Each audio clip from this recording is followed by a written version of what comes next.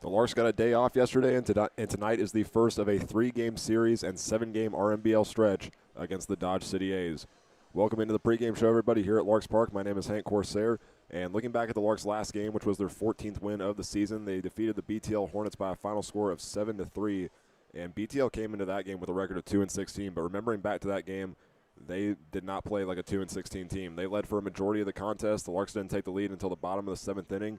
That was mostly in part to BTL getting on through a bunch of walks. Their first two pitchers had very strong outings, such as Cale Fawcett getting 5 strikeouts and Levi Robertson able to shut the Larks down. But after Davion Harris and Hudson Ivey came in, that's when things kind of started to fall apart, and then the Larks took the lead after that.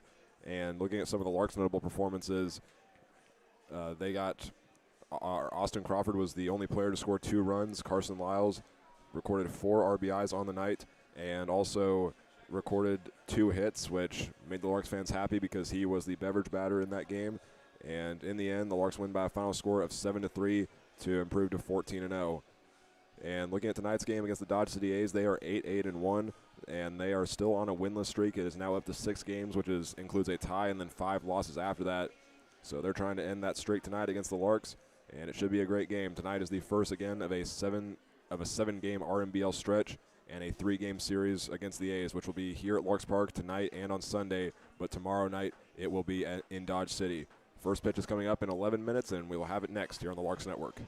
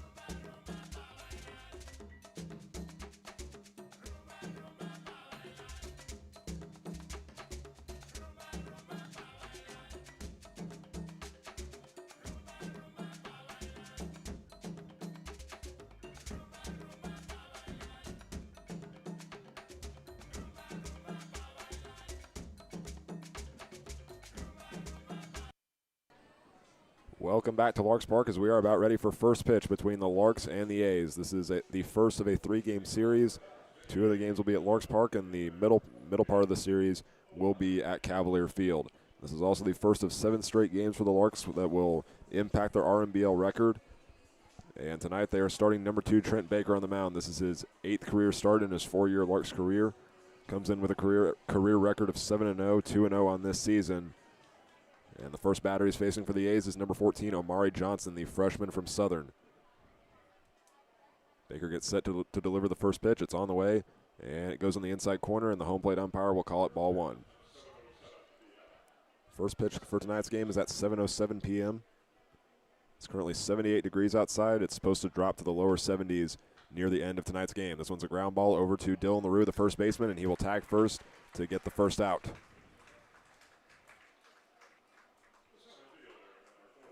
That one was going straight down the first base line. Dylan LaRue able to make the play and bring up number 4 Cameron Parks, who's in center field tonight. Here's the rest of Dodge City's order. After Cameron Parks, it'll be number 23 Angel Vasquez, a new face since the last time the Larks and the A's played each other. Number 34 Aiden Morehouse will bat 4th. Batting 5th is the DH, number 18 Glenn Green the 3rd. And Parks hits a ground ball over to Crawford, and he gives it over to first for the second out.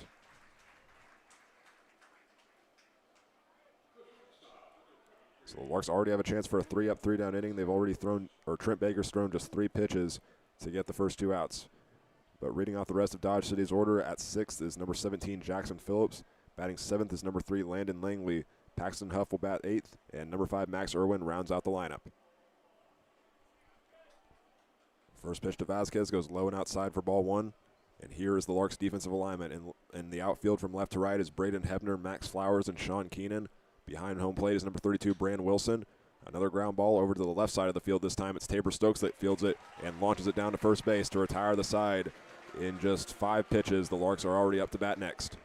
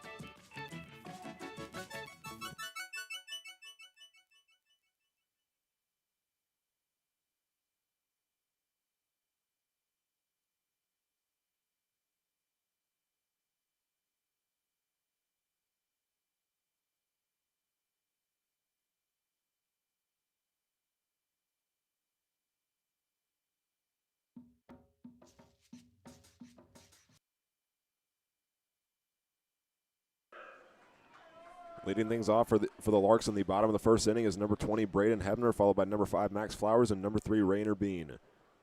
Tonight's starting pitcher for the Dodge City A's is number 15, Austin Lorenz, the sophomore left-hander from Alexandria, Louisiana. And the first pitch is a chopper over to the shortstop. Fielding it is Vasquez. He throws down to first, and it's just in time for the first out.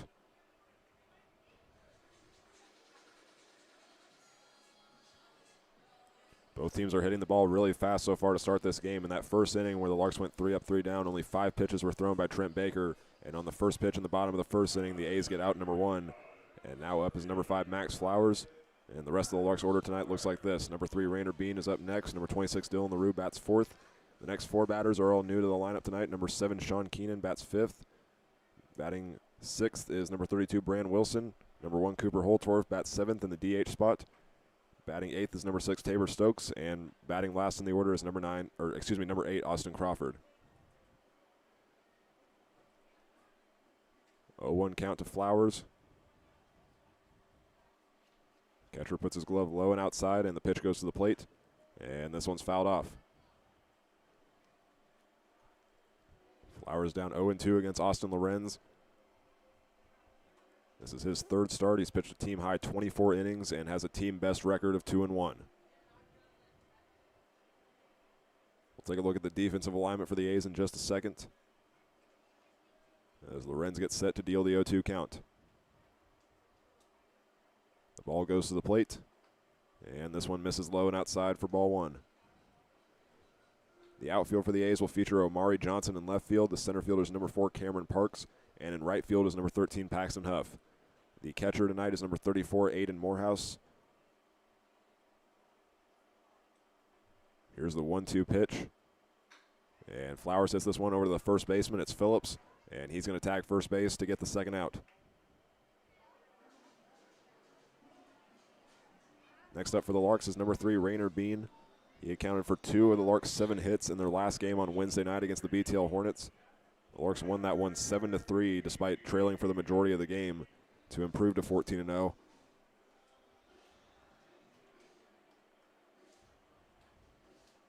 As Bean steps into the right-handed box, here's the infield for the A's. Jackson Phillips is at first base. He just made the play for out number 2. Next to him at second base is number 3, Landon Langley. At shortstop is number 23, Angel Vasquez. And the third baseman is number 5, Max Irwin. Rainer Bean begins with 1 ball and no strikes. He's still the only Lark to appear in every game. This is his 14th time playing as a batter, and he's had 1 appearance as a pitcher. The 1-0 is on the way, and this one's a line drive, and it's a diving catch made by the second baseman, Landon Langley, able to track that one as soon as it left the bat and make the catch for out number 3. It was a very quick first inning, but Dodge City's got the middle part of their order up next when we come back for the top of the second.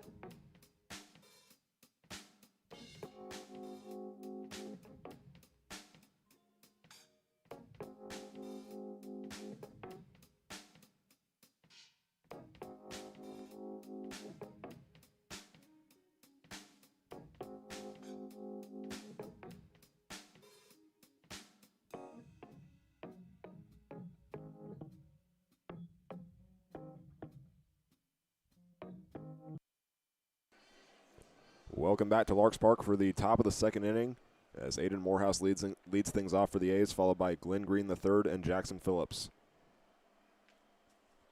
Trent Baker gets set to deliver the first pitch of the inning, and this one's a hard ground ball right back to him, and he'll give an underhand toss to Dylan LaRue for the first out.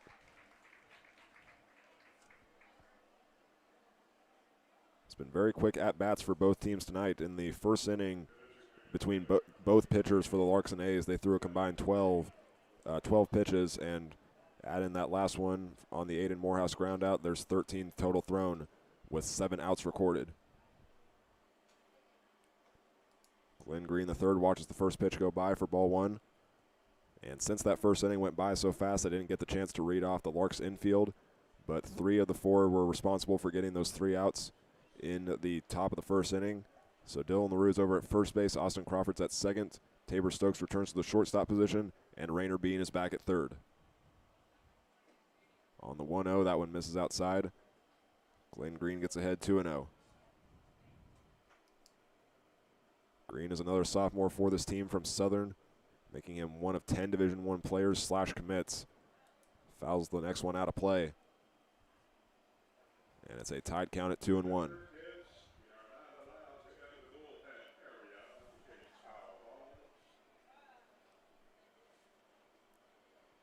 Green will step back into the box. On that foul ball, our PA announcer Ken Winholtz made an announcement that kids are not allowed to go behind the gated area where the bullpens are. That one's chopped foul. The count is 2-2. Immediately as he said that, some kids made a beeline for the ball in the area where they're not supposed to go.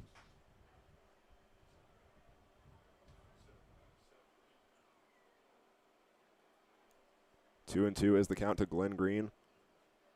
And the next pitch is on the way, and Baker targets the outside part of the plate and misses. And that leads to a full count. Green comes into tonight's game with a .373 average and .459 on-base percentage. Baker sends the payoff pitch to the plate, and that one's fouled out of play into the parking lot of doom.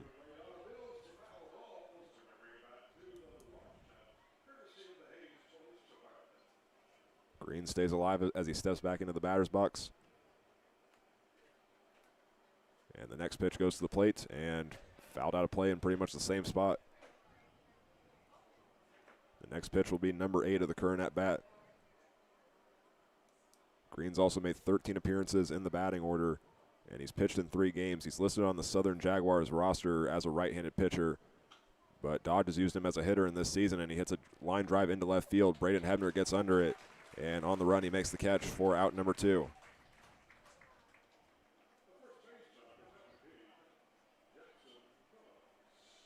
That now brings up number 17, Jackson Phillips. He's recorded a hit in 4 of his last 5 games. Trying to keep the inning alive right here.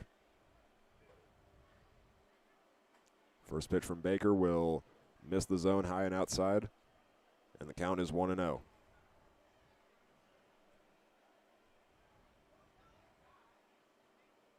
Wilson positions his glove down low. Swinging and missing at that one is Phillips. It's an even count with 1 ball and 1 strike.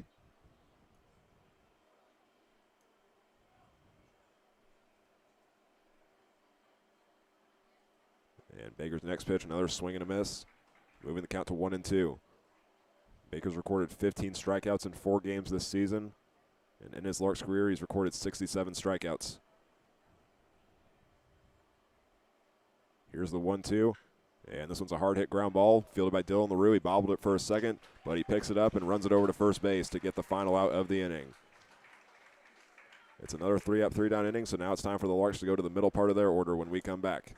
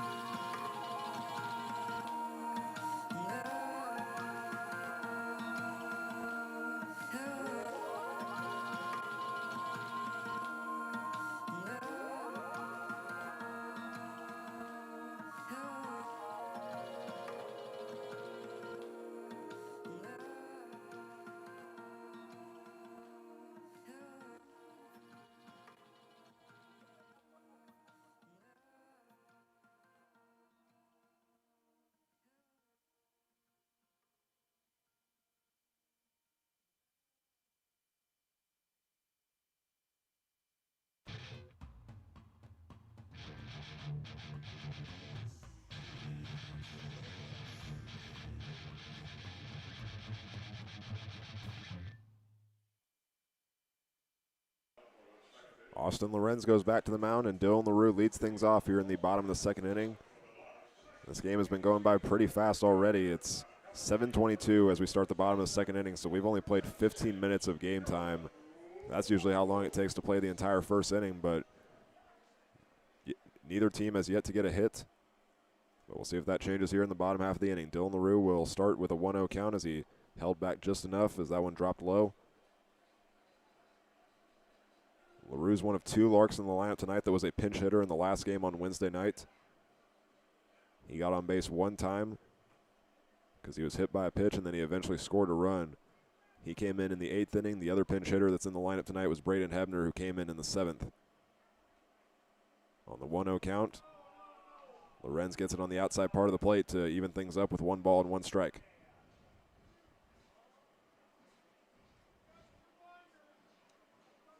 Lorenz made 10 appearances and 2 starts this last season at LSU Alexandria. Count is now tied up 2-1 to Dylan LaRue.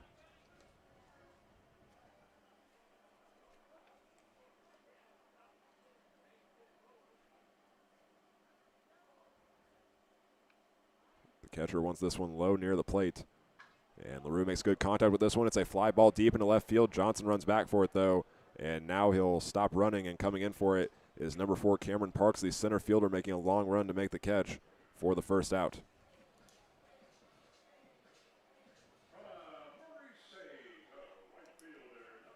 That now brings up number 7, Sean Keenan, the right fielder from Murray State Community College. He is the first of 4 Larks in a row that is new to the lineup tonight.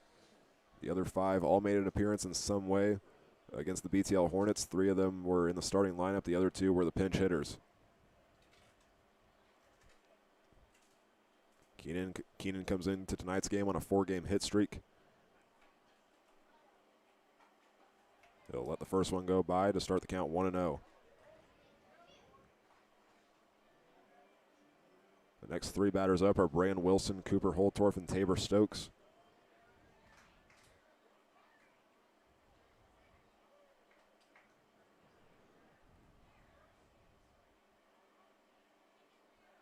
Lorenz taking his time. The pitch goes to the plate, and this one's a hard hit ground ball that goes foul for strike number 1. Tonight the Larks are wearing their pink uniforms, and part of since tonight's game is the Stand Up to Cancer night. Both teams will come out and hold their cards saying, "I stand up for blank."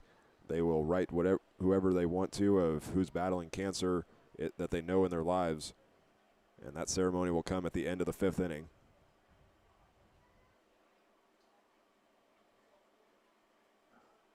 Here's the 1-1, and this one will just bounce foul down the first base line. And Keenan is now down 1-2.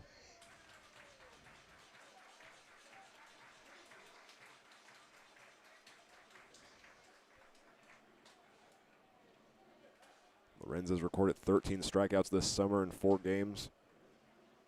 Along with having the most innings pitched and best record, he also has a team best ERA of 5.25.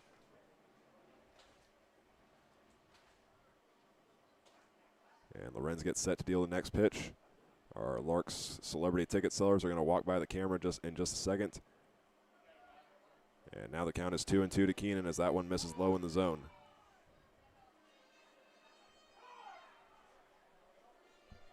Tonight it looks like it's Tanner Norman along with Cade Green, Simon Lunsford, and the other Larks ticket seller tonight is Max Hendricks. This one bounces foul, and Sean Keenan stays alive. The count is still 2-2. Or correction, that's Sammy Fredrich, who's the other celebrity ticket seller. He's wearing number 21. He's listed as number 27 on the Larks roster. But tonight he's wearing the number 21 jersey.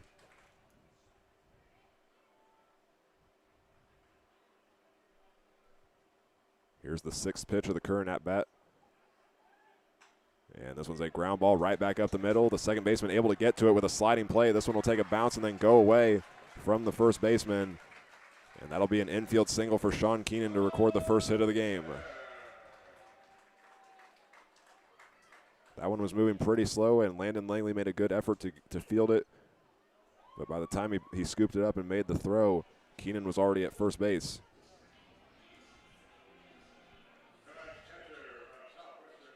So now up is number 32, Brand Wilson, the catcher from Redlands Community College. Larks have just been switching around their catchers throughout these last few games. On Wednesday night, they started Dylan Hazelhorst. The game before that against Dodge City was Dylan LaRue, and Brand Wilson was the starter in the first matchup. Keenan was safe on the throw back over to first base.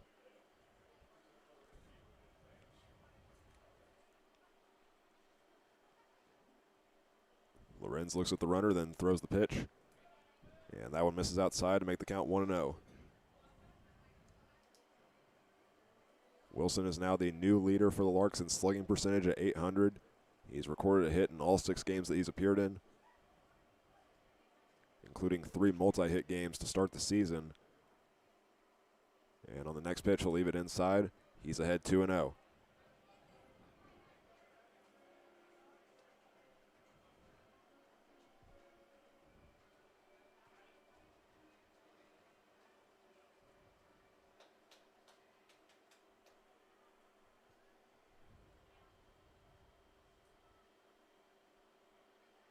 Morehouse positions his glove low and inside, but first Lorenz will throw it back to first base. No tag is made, and Sean Keenan remains safe.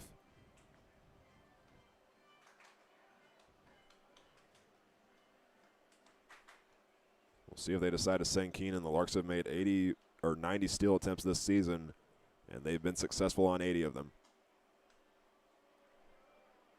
The next pitch finds the outside part of the plate. Wilson is dealt with a 2-1 tied count.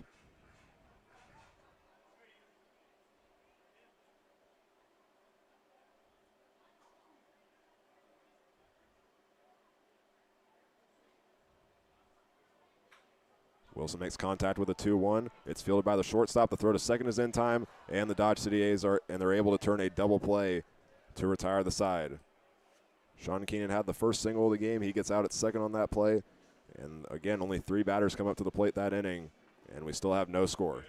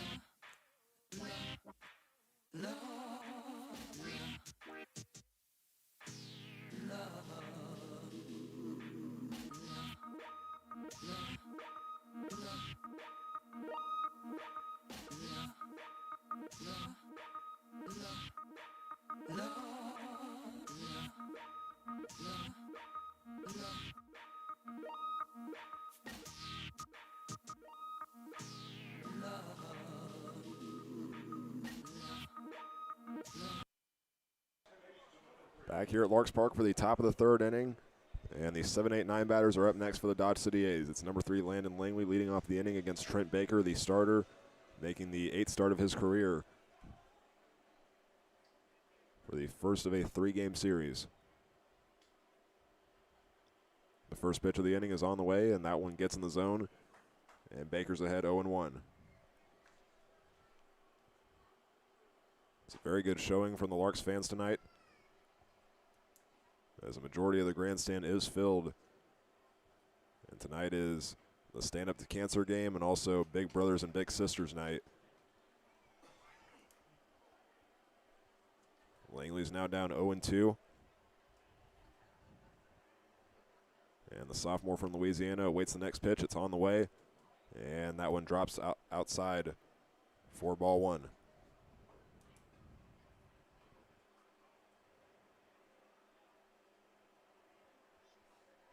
Langley has a .328 average and 64 at-bats coming into tonight's game. And Trent Baker sends the 1-2 to the plate. And the curveball misses. And it's now 2-2.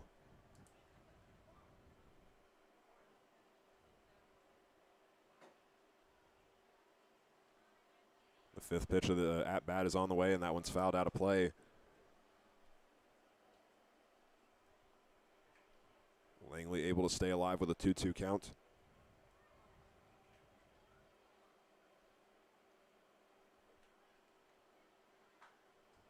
And he'll foul the next one to the opposite side of the field, staying alive. He only played in one game this season at LSU Alexandria. And in that game with the Generals, he recorded 2 hits and 2 RBIs. In this summer with the A's, he has a team-high 21 hits. And he works back up to a 3-2 count, dodging out of the way of that one.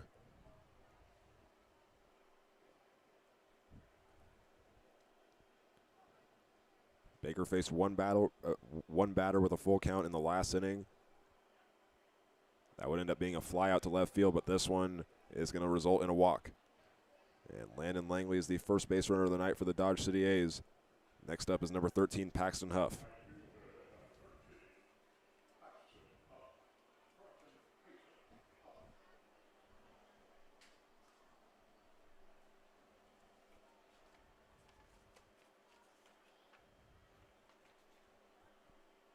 Trent Baker comes set, delivers the first pitch to Huff, who shows bunt, pulls it back, and the throw back to first base is not in time.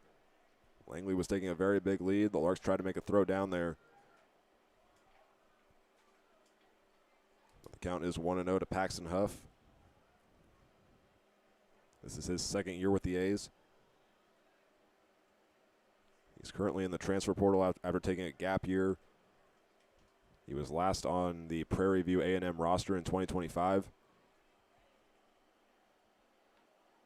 He's hoping to have a good summer so that he can get one more season of college baseball in after that gap year.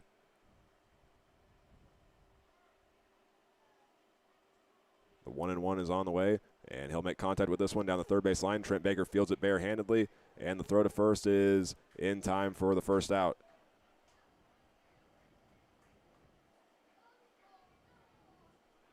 That's back-to-back innings with a 1-3 play for the Larks. Landon Langley moves over to second. And now up is the final batter in the order. That's number 5, Max Irwin.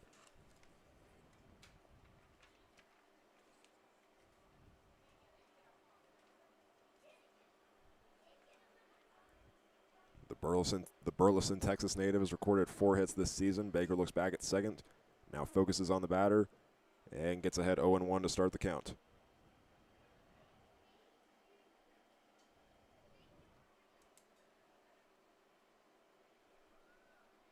So the A's will go back to the top of their order after this at-bat with Omari Johnson, Cameron Parks, and Angel Vasquez. And Baker now works up 0-2 as he gets that one on the low outside corner.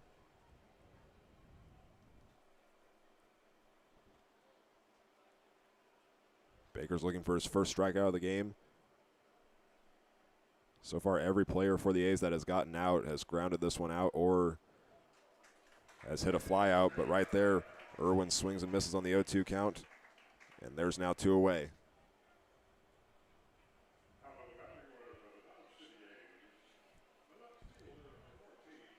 So now up is number 14, Omari Johnson. He grounded out over to Dylan LaRue at first base in his first appearance. The A's went 3 up, 3 down at the start of the game. And Trent Baker only threw 5 pitches in the top of the first inning. And Johnson will start ahead 1-0 again.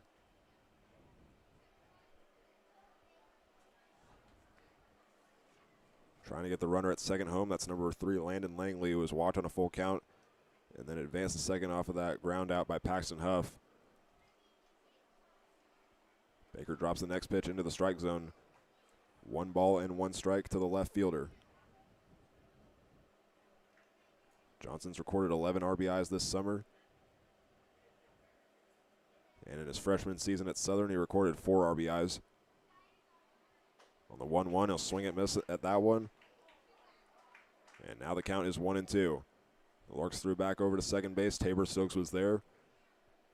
But Landon Langley will remain on the base path.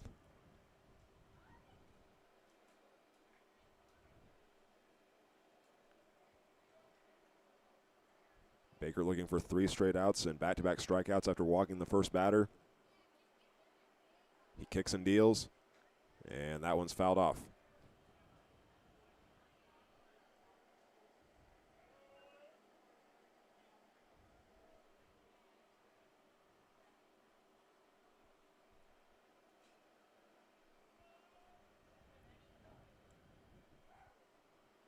Johnson is set for the 1-2 pitch.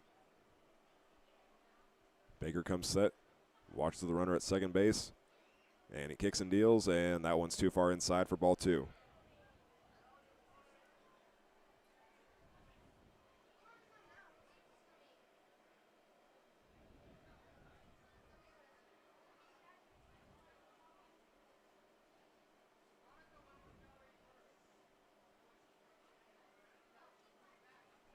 Wilson wants this one right down the middle. Baker delivers it, and this one's a high ball deep into right field. Keenan runs back for this one at the warning track, and he jumps up, and he makes the catch for the 3rd out. Sean Keenan had to go in front of the right field scoreboard. He jumped up, and he gets the catch for the 3rd and final out.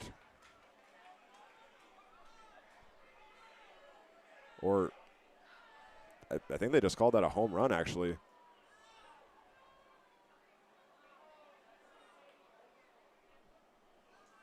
I'm not sure if the catch was made or if Keenan just missed it.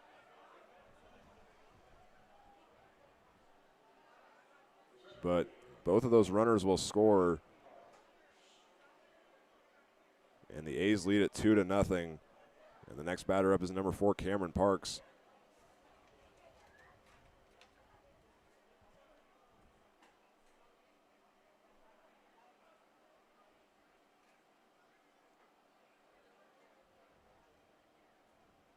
Trent Baker's first pitch to Parks was a strike.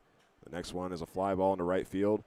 Keenan runs up on it in foul territory, and this one will land in foul territory. And the count moves to 0-2.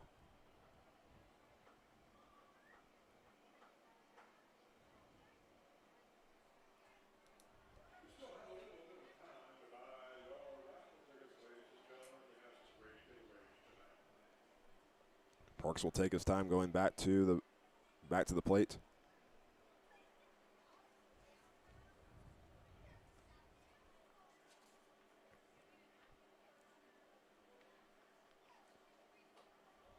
And Baker will deal a ball on that one as it's left upstairs, moving the count to 1-2. That 2-run home run by Omari Johnson was his first of the season and the 21st for the A's. Thought about going around on that one, but he held back just enough according to the field umpire. And Parks started down 0-2. It's now 2-2.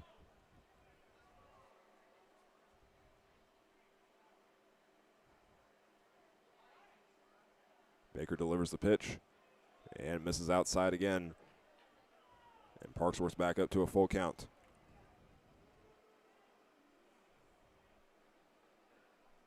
Baker was faced with a full count on the leadoff batter, Landon Langley, and now he sends the payoff pitch to the plate. And this one's going to be a slow chopper fielded by Rainer Bean, who was going for Tabor Stokes, but they're going to call Parks safe.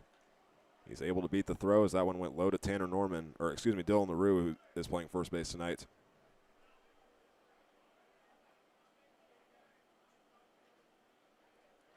And that'll be ruled as an infield single for the A's.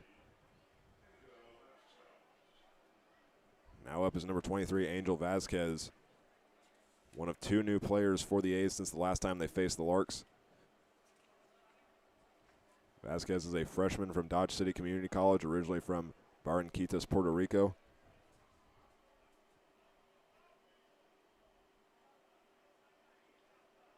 And Baker's first pitch to him is going to miss outside for ball one.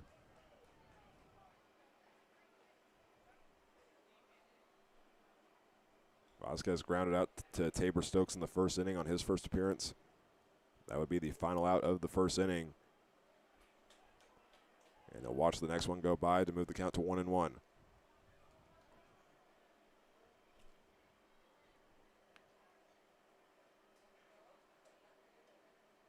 Next pitch is on the way, and this one will be, he made contact with it as this one will roll up. And Dylan LaRue made the catch but slid off the first base bag. And with the air, that's going to make Vasquez safe at first.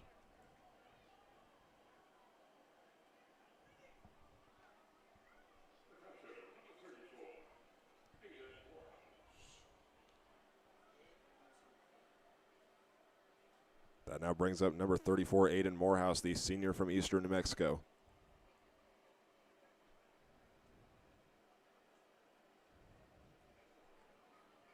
The Larks were dealing with one runner on and 2 outs after facing the first 3 batters this inning. Since then, the A's have scored 2 runs and now have 2 on base.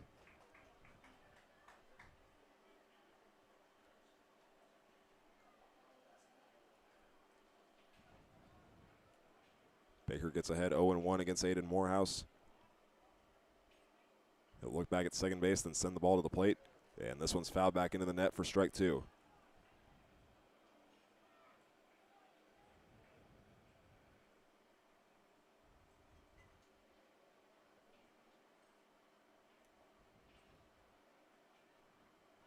Baker just needs one more strike to end the top of the third. He sends the ball to the plate. And that one misses outside. 1 ball and 2 strikes now to the catcher from Hubbard, Texas. Morehouse is the 7th batter this inning for the A's. And he thought about taking a swing at that one. It missed low and outside.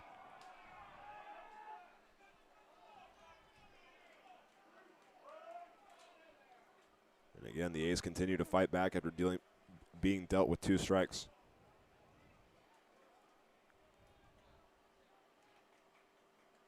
Baker's continuing to watch the runner at second. That's Cameron Parks.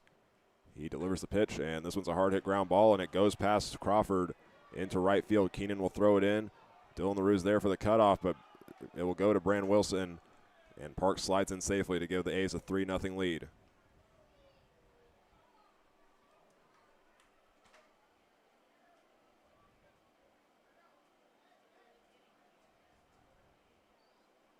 That RBI single will move Angel Vasquez over to third, and now Keith Harper's going to come out for a meeting with Trent Baker.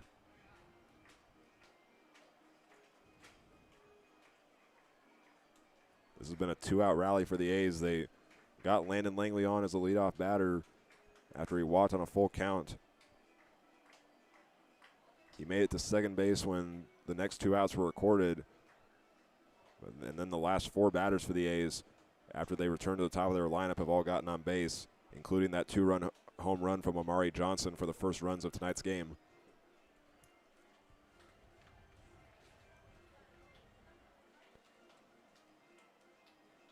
So Baker will remain on the mound. And now up is the DH, Glenn Green III.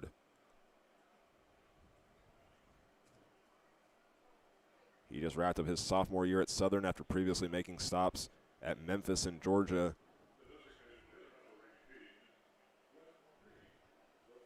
He flew out to left field in his first appearance.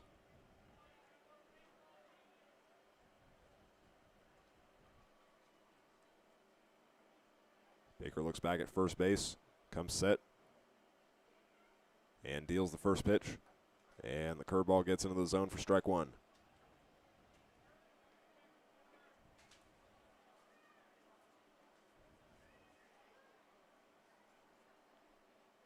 Wilson puts his glove down low for the next one, and this one's a swing and a miss. As Baker's ahead 0-2. He's already gotten 1 strikeout this inning, which was against Max Irwin on a 0-2 count.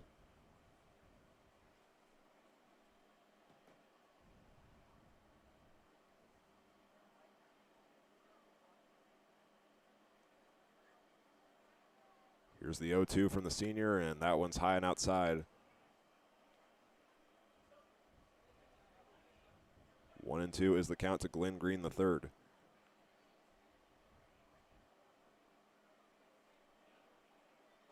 runner will take off for second base, and that one will be fouled off. So Aiden Morehouse tried to make a steal attempt. He will have to go back to first. And I think that's actually a courtesy runner into the game for the A's, and it is. Wearing number 11, that is Yael Amador.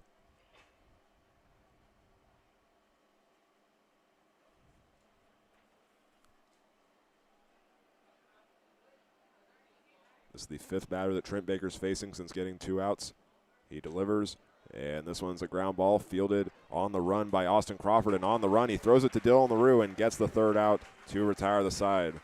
But the A's are the first team on the scoreboard tonight, scoring Landon Langley and Omari Johnson off the 2-run home run, and then Cameron Parks was brought home on an RBI single from Aiden Morehouse. Bottom of the third is up next as Cooper Holtorf will lead things off for the Larks.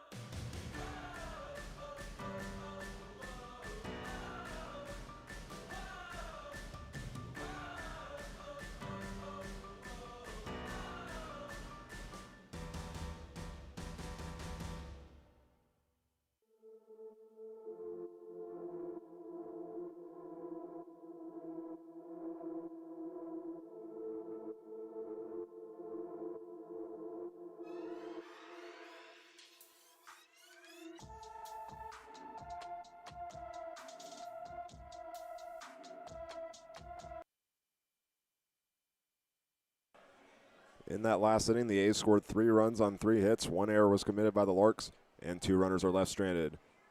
To lead off the third inning is Cooper Holtorf. He showed bunt on the first pitch, but fouled it off, and he starts with 1 strike.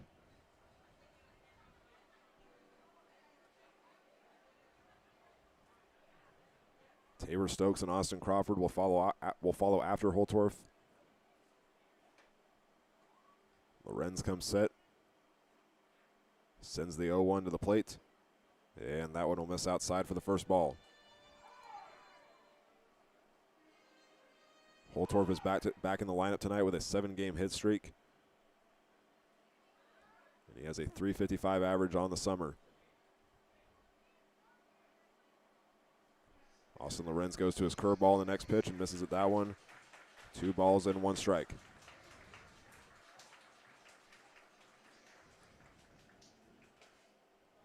Lorenz has only faced 3 batters in each of the first 2 innings against the Larks. He's gotten some help from his fielders, and then the only hit that he gave up was from Sean Keenan, who had the single and then got out at second on a 6-4-3 double play that ended the second inning. Count is now 3-1 to Cooper Holtorf.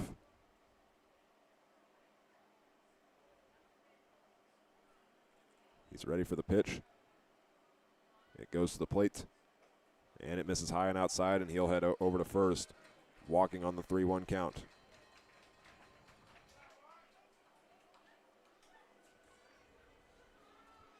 That now brings up the shortstop from Mustang, Oklahoma, Tabor Stokes. Rounding out this 4-player stretch of Larks that is new to the lineup tonight, after having not appeared in the game against the BTL Hornets on Wednesday night.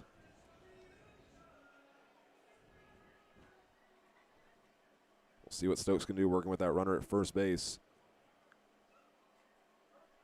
The first baseman, Jackson Phillips, will cover the bag as Holtorf takes the lead.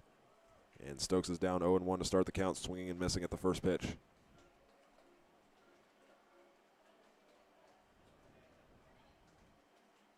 Holtorf has gotten 7 steals on the year.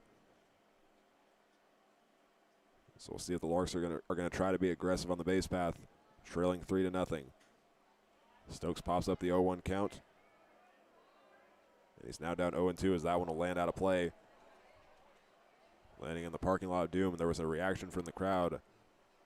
I wonder if that one maybe hit a car. I don't know. It's called the parking lot of Doom for a reason.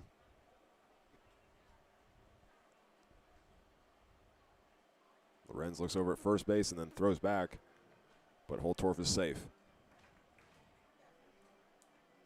This is the 9th game this year that the Larks are playing from behind to start. So it's also the 8th time in the last 10 games.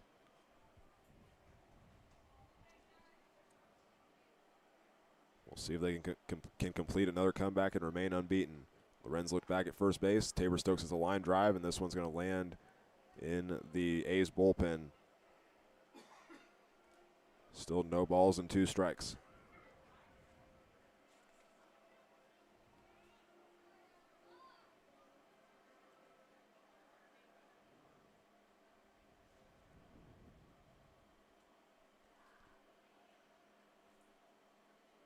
Lorenz has not struck out a Lark yet. That will remain the case as that one's inside for ball 1. Every batter in the first 2 innings for the Larks put the ball in play. Sean Keenan had the only hit, but he was out at second on the double play. So Lorenz has been getting a lot of help from his fielders in the early parts of this game. He sends this one to the plate, and it's fouled out of play.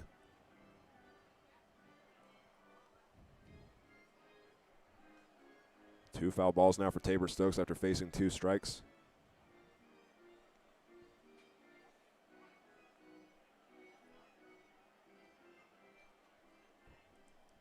Still no outs here in the bottom of the 3rd.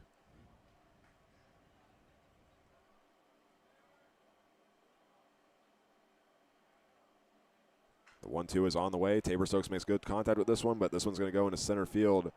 And Cameron Parks gets under it and makes the catch for the first out.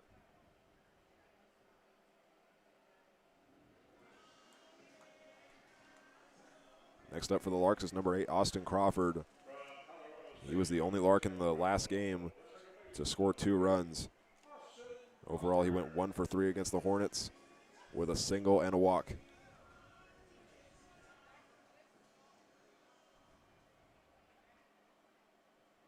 Holtorf will continue to take a short lead off first base. He's remaining close to the bag because Lorenz has thrown back there a few times. But we'll see if he takes off. The first pitch is on the way to Crawford. It's low and inside, and he's ahead 1-0.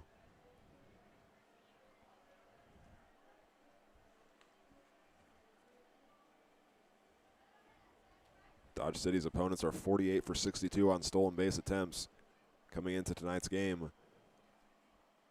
And on the next pitch, it'll miss low as well. 2 balls and no strikes to Austin Crawford, the freshman from Lawrence.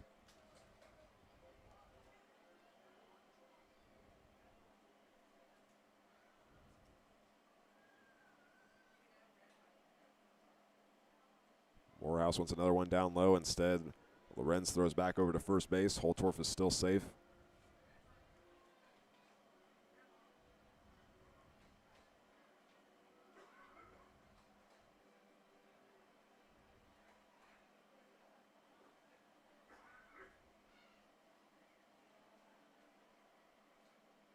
Lorenz looks back at first base before delivering the pitch. And that one will be left outside, and Crawford's ahead 3-0. The Larks will go back to the top of their order after this. And it'll be very similar to what the A's did to score 3 runs in the top half of this inning. They were faced with 2 outs after they went through their final 3 batters, and then they scored off of their leadoff batter, Omari Johnson. Here's the 3-0, and that one finds the strike zone.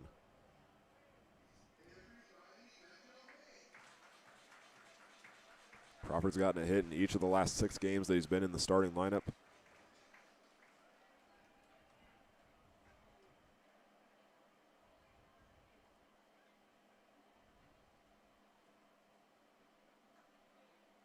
And on the 3-1, he'll hit this one past the third baseman, and it rolls into left field.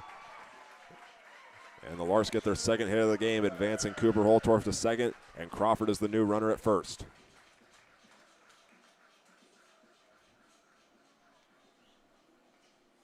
That's exactly what they needed before going back to the top of their order. It brings up number 20, Braden Hebner, the first team All-MAC designated hitter out of Ball State.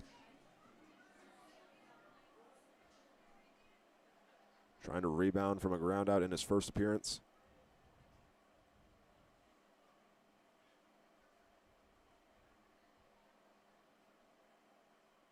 And his first pitch is on the way. He'll leave that one, but it finds the zone on the outside corner for strike one.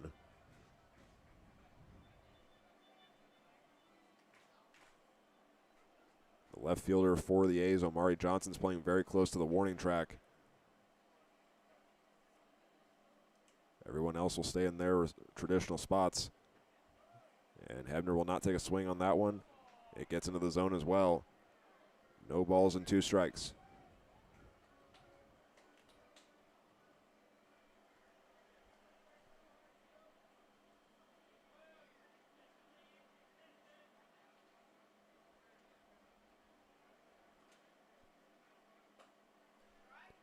Hebner stays alive on the next pitch, leaving it upstairs.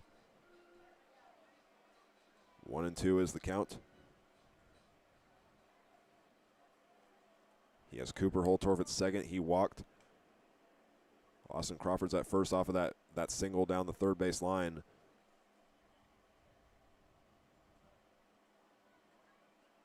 And Lorenz deals the next pitch, and Hebner fouls this one off.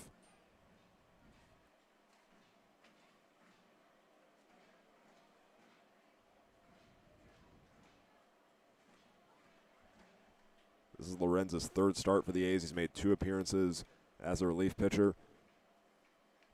But tonight's one of those games where they want to try to limit how many runs their opponent can score.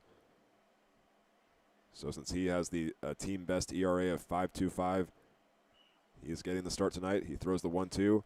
Hebner hits this one high in the air into right field. Huff travels a short distance to make the catch. He will throw to third base because Holtorf tagged up, and he's now 90 feet away from home plate.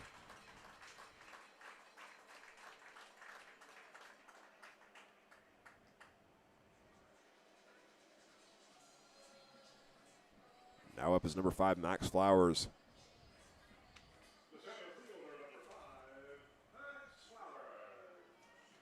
He's the Larks leader in batting average and OPS. His average is .462. His OPS is 1.252.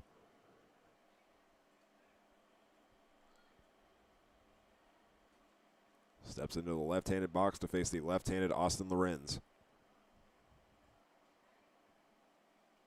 He'll get hit on the hip on the first pitch, and we'll head down over to first base.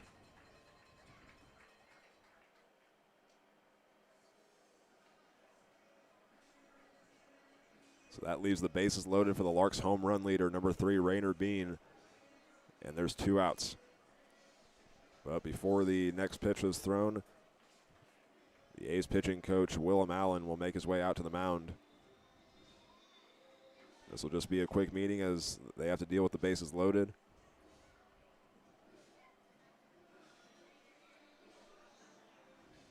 Lorenzo's done a good job so far despite having the bases loaded.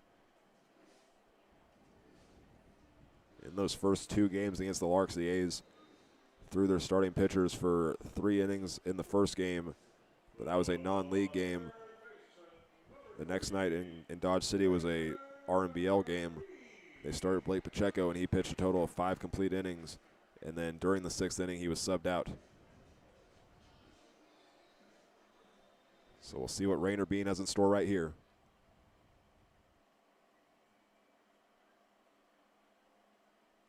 Lorenz throws the pitch, goes to the curveball, and it misses outside for ball one.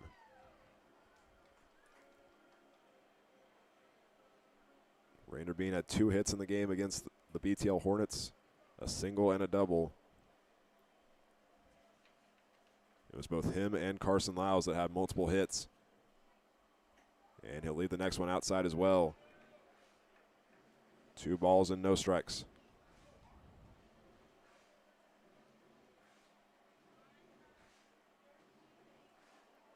The infield for the A's is playing close to the outfield grass. But Max Irwin will stay close to the third base bag. The 2-0 is on the way, and Bean hits a fly ball out of play. Landing behind the black fence. And the count is tied with 2 balls and 1 strike.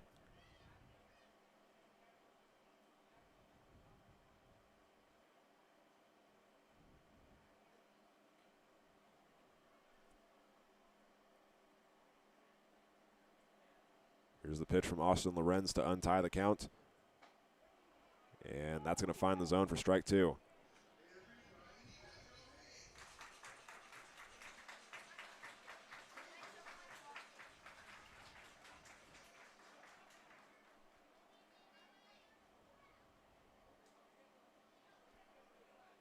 Lorenz looking for his first strikeout of the game. Looks back at third. Comes set.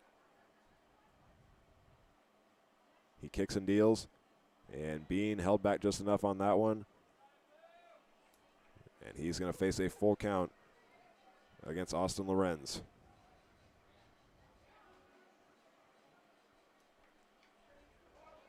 Coming into tonight's game, Lorenz has struck out 13, walked 9. He's given up 29 hits in his 4 games before tonight.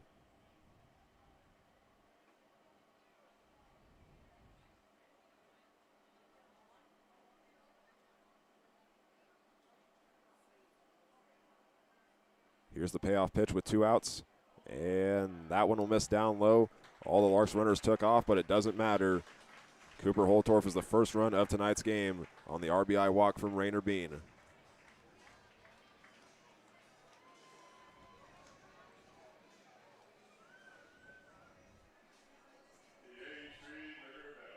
That brings up the 8th Street Liquor Beverage batter, Dylan LaRue, playing first base tonight.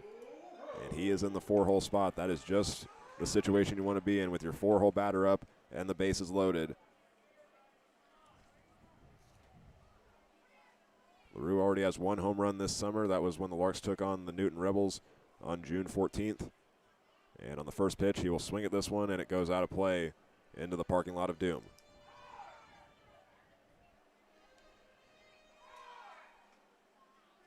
Last summer in his 32 games, LaRue had 6 home runs and recorded a total of 39 RBIs. This year, so far, it's 1 home run and 8 RBIs.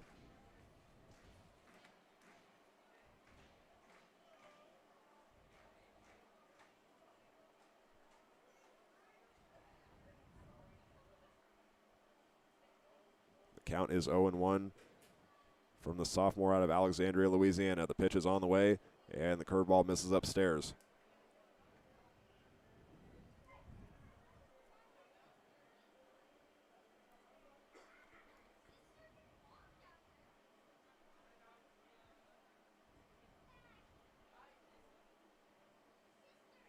Lorenz comes set, and the 1-1 is on the way, and LaRue hits a hard hit ground ball down the left field line. But that one went behind the third base bag, and it's fouled. Larks player jumped over the bullpen fence. He'll throw that one back in. I think that was Simon Lunsford, and it was.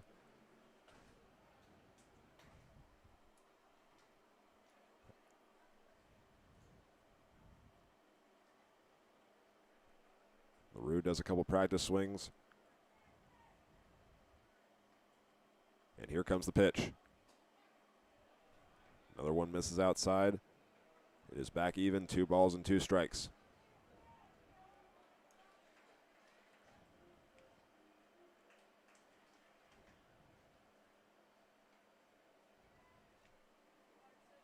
Lorenz looks back at the runner at third base. That is Austin Crawford. Deals the 2-2, and this one's popped up going into foul territory. Phillips runs after it, and he has to stop as this one lands out of play. This next pitch will be the 6th of the current at bat.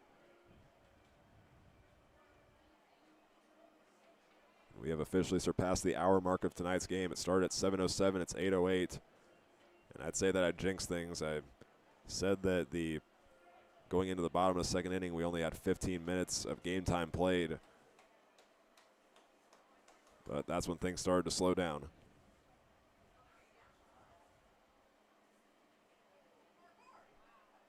LaRue trying to get the hit and keep the inning alive. The count is 2-2. The pitch is on the way. And this one's a line drive into the right center gap. Both Parks and Huff run after this one, and this one will take a bounce off of the fence.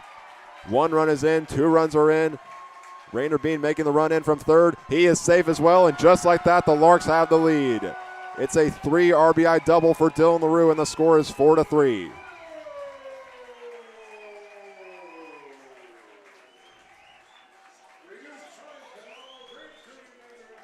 So LaRue gives the Larks fans the lead and also some discounted drinks as he is tonight's 8th Street Liquor beverage batter. And now he's the only runner on.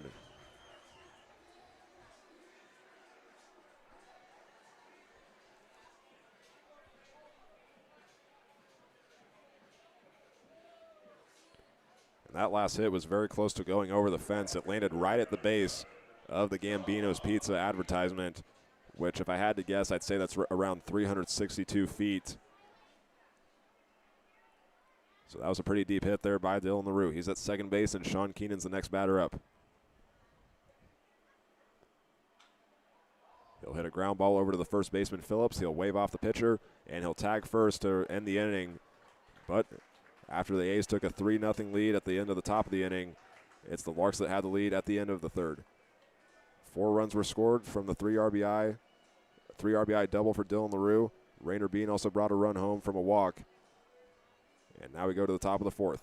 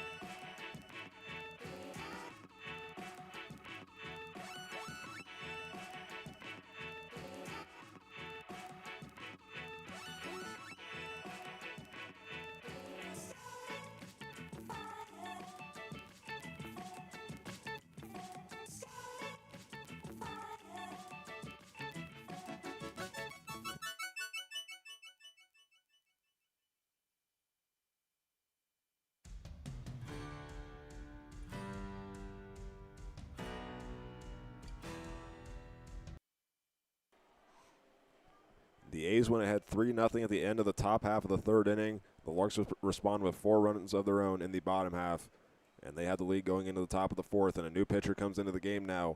It is number 4, Carson Lyles, in relief for Trent Baker. And Lyles' first pitch is a fastball. He swings and misses at that one. And Jackson Phillips will be dealt with a 0-1 count. 8 batters came up to the plate in the third inning for Dodge City, and Jackson Phillips was the only one that didn't. So he leads off the inning. And on the next pitch, he will watch that one go on the outside corner, and that one's called a strike as well. Phillips grounded out on his first appearance over to Dylan LaRue at first base, and he was the final out of the second inning.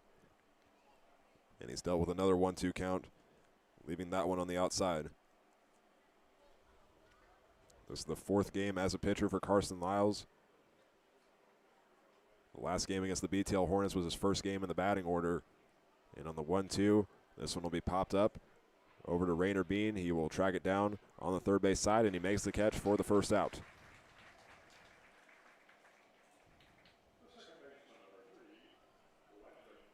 Bean was going into foul territory originally, but then came back into fair play. And on 1 out, that brings up number 3, Landon Langley.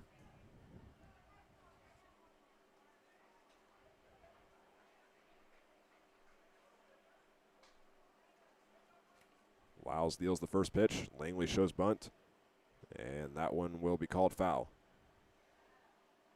Or actually, I think that one got away from Brand Wilson, so the count is 1-0. He was letting it roll in front of him, so that's what made me think it was a foul ball. Now the 1-0 goes to the plate, and that one's called ball 2 as Langley leaves that one low as well. Langley was the first run of the game for the A's. He walked on a full count and then was brought home off the 2-run home run in right field from Amari Johnson. He's now dealt with a 2-1 count, swinging and missing at the next pitch.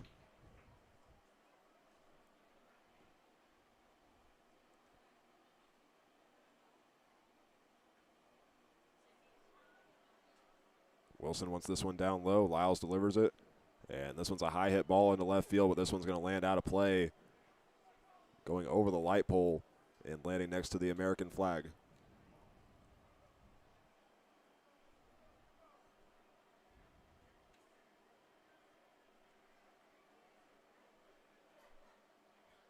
Two and two is the count. Lyles kicks and deals, and he drops that one into the low part of the zone and catches him looking. There's out number 2, and for Lyles, that is his 8th strikeout of the season.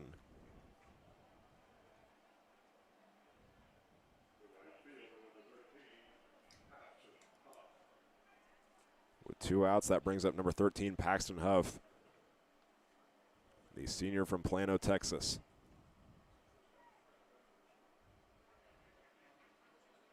He will watch the first pitch go by, and that's ball 1.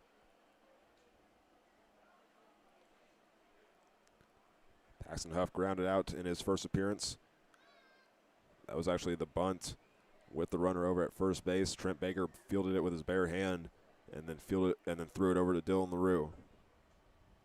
Next one gets away from Wilson. 2 balls and no strikes to Huff. Huff is currently in the transfer portal after taking a gap year. He last played at Prairie View A&M at the Division I level in 2025. Played in 14 games with the Panthers. Had 5 runs, 1 hit, and stole 8 bases. And that last pitch was the first strike. The count is now 3-1. Lyles delivers, and that one gets into the strike zone. He goes to the curveball. It was up high, and then it dropped in time. Huff thought that one was going to be called a ball, but he now has to deal with a payoff pitch. And the payoff pitch is on the way, and that time Lyles goes to his slider, missing on that one. And the inning stays alive for the A's.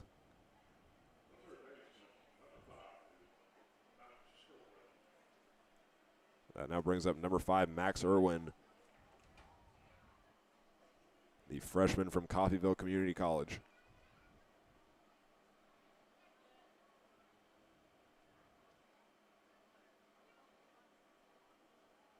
He's awaiting the first pitch from the Barton commit, Carson Lyles. It's on the way, and it finds the low part of the zone for strike one. Irwin struck out swinging on an 0-2 count in his first appearance.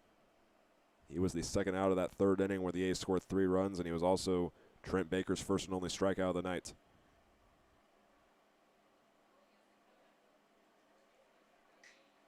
Lyles sends the next ball to the plate, and this one's a hard hit ball that's going to go right past Rainer Bean. He started going after it, but he was unable to get there in time, and both runners will advance one base.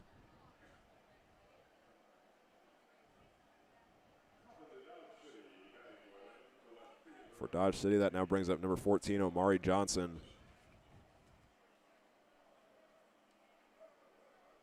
In his first appearance, he grounded out, and then in the last inning, he had the 2-run home run over in right field.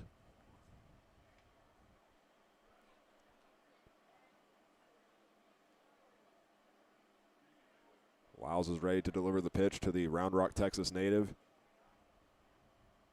Lyles watches second base as he starts his windup, and that one misses inside. The count is 1-0.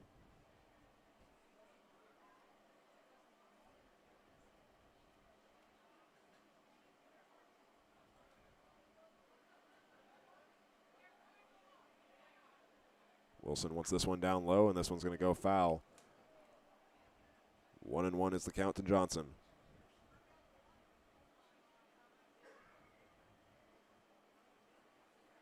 Cameron Parks is on deck for the A's. He was the other runner to score, along with that 2-run home run from Johnson.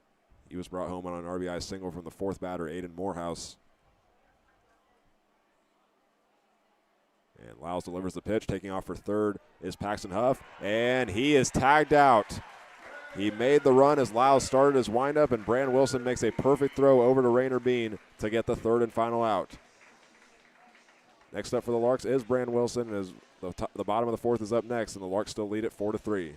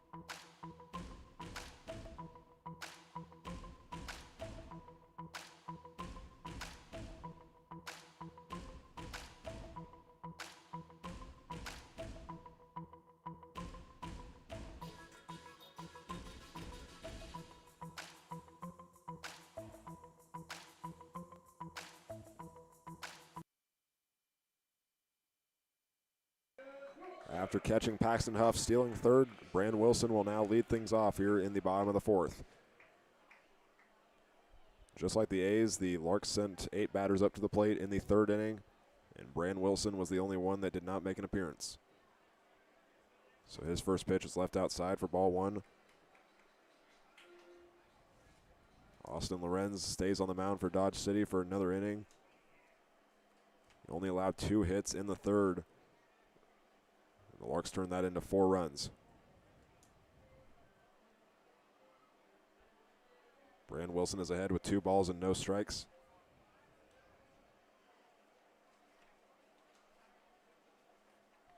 trying to extend his 6-game hit streak. Lorenz sends the 2-0 to the plate, and that one misses on the low outside corner. Wilson holds back just enough to stay alive without a strike in the count.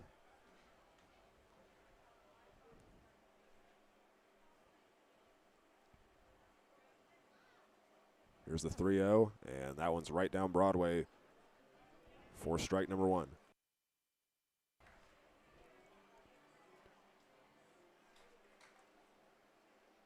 Cooper Holtorf is on deck. Here's the 3-1, and Wilson sends this one into center field. Running up on it is Parks, and he's got the catch for the first out.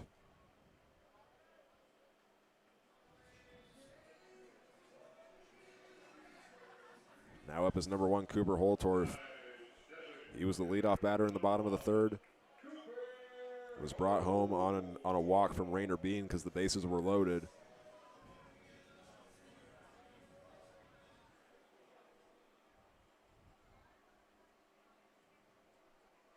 He awaits the pitch from Lorenz. It goes to the plate. And this one's going to be a chopper that will stay fair. It's picked up by Irwin, and on the run he makes the throw down to first. And Holtorf is there in time, and he's on the base path for the second time tonight.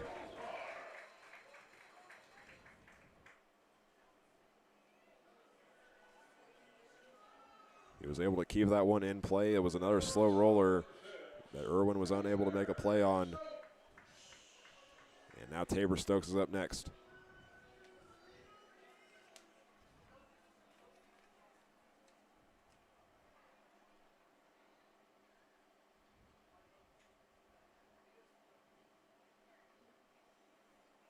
Lorenz targets the outside corner of the plate, misses there. It is 1 ball and no strikes to Tabor Stokes.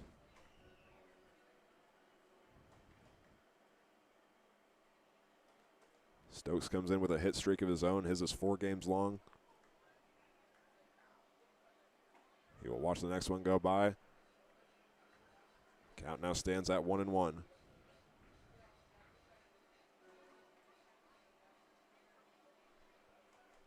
Holtorf will take a short lead off first base. They tried to catch him a few times in his last appearance, and Stokes hits a line drive into left field, and Johnson gets there for the second out.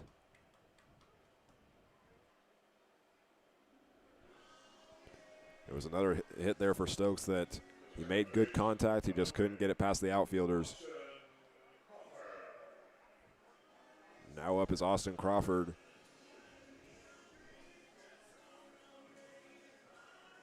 He got the second hit of the game in his last appearance, and was brought home on that 3 RBI double from Dylan LaRue.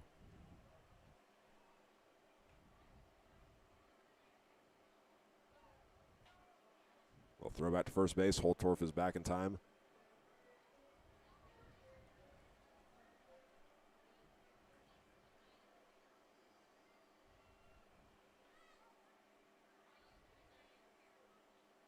Holtorf continues to take a short lead up the first base bag. Lorenz delivers the pitch, and this one's hit over to Irwin, and he will throw down to first base, and the throw's in time for out number 3. Holtorf got on through a single when there was 1 out, and he's left stranded as the Larks will still hold the 4-3 lead going into the top of the 5th inning. The 1-2-3 batters are up next for the Dodge City A's.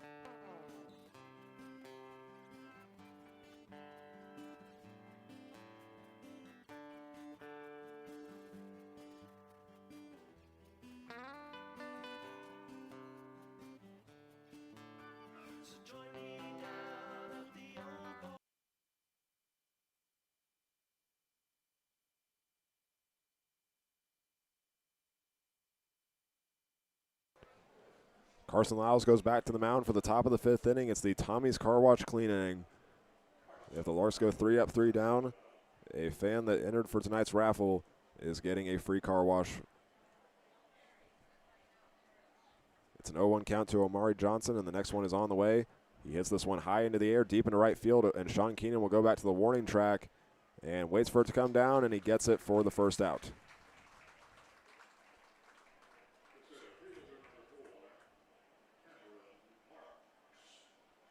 Omari Johnson was the leadoff batter this inning because he was faced with a 2-1 count at the end of the 4th, and then Paxton Huff was caught stealing 3rd. So he was up again, but he gets out there, and now up is Cameron Parks. He'll leave the first one on the inside for ball 1.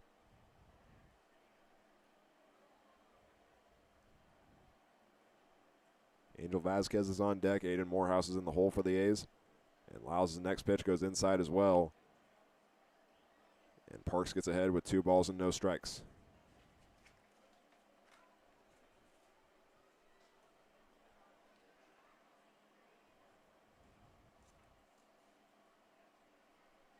Parks is so far 1 for 2 on the night. He's now gotten a hit in 8 of his last 10 games. And he works ahead with a 3-0 count.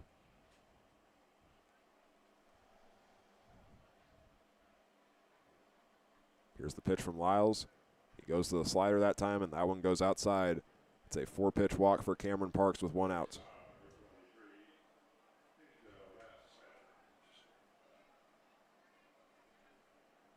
Now up is number 23, Angel Vasquez.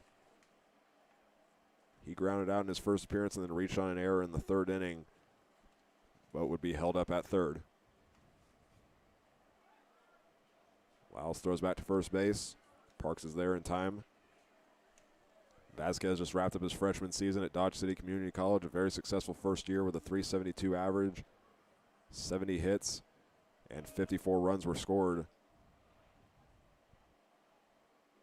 Lyles goes low on that one, and the count now 1-0 to the shortstop. With his freshman season, Vasquez earned a Jayhawk Conference honorable mention. He also got invited to the 2026 JUCO pre-draft combine, but it does not look like he competed in it.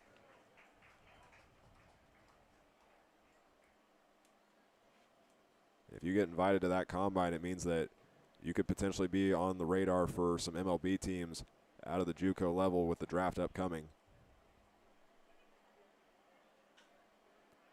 Let the 1-1 count high in the air. Running up on it is Sean Keenan, and he's got another one for the 2nd out.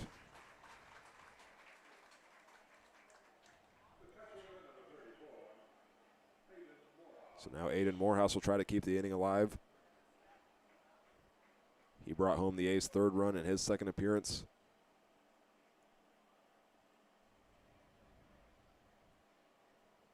There's 2 outs, and the runner at first base is Cameron Parks. This will be the 2nd complete inning for Carson Lyles. He'll throw back to first, but Parks slides back in time.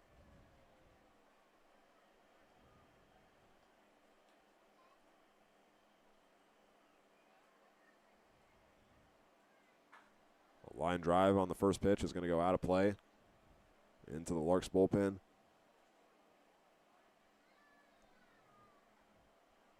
The count is 0-1 to Aiden Morehouse.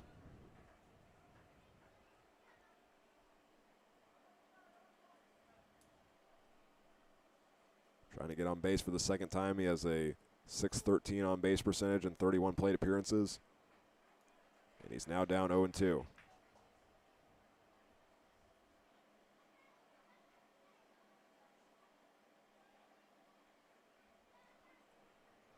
Parks continues to take a lead off first base. Here's the pitch from Lyles. And that drops into the outside corner for strike 3. Lyles gets his 2nd strikeout on the night and retires the side. And the Larks go back to work in the bottom half of the 5th inning up next.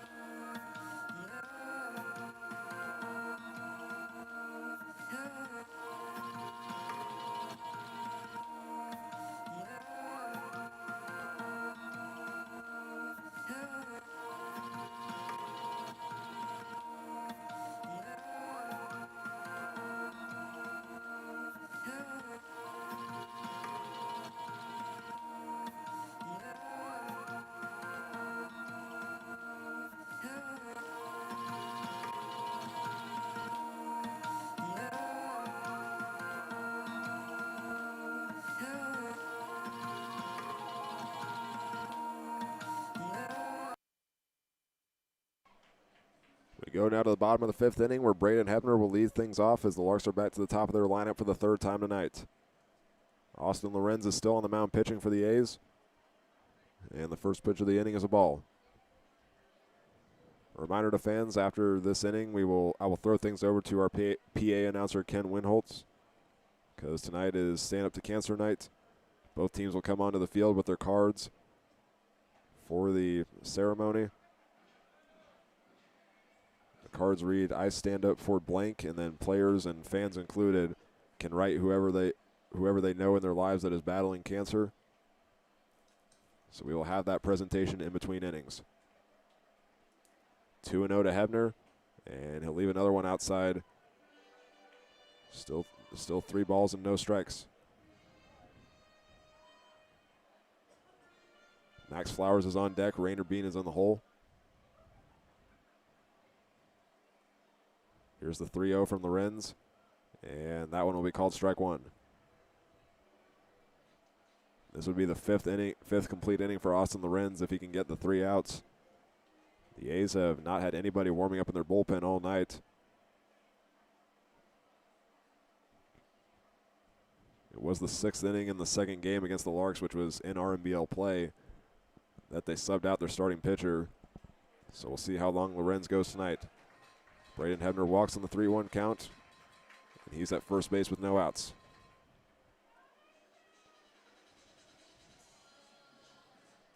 So now Max Flowers will make his 3rd appearance at the plate.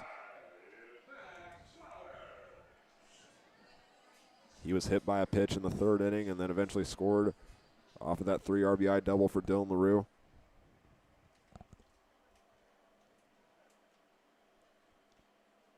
Hebner leads off first base.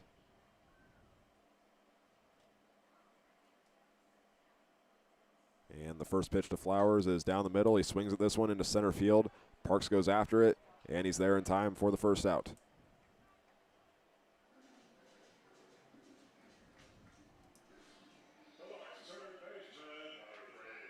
It's now the 4th inning in a row where the center fielder Cameron Parks has gotten at least 1 flyout. And now up is number 3, Rainer Bean.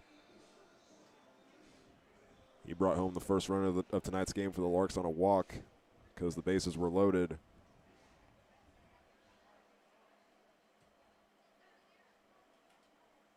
Working with a runner at first base and 1 out. Lorenz looks at first and throws back to first. And Hebner's back in plenty of time.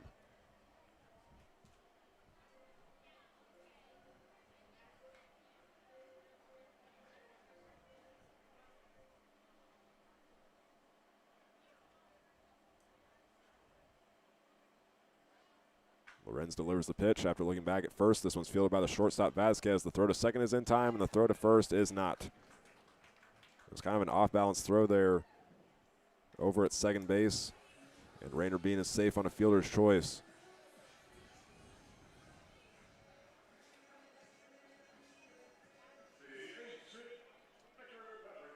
With 2 outs, that brings up Dylan LaRue, tonight's 8th Street Liquor Beverage batter.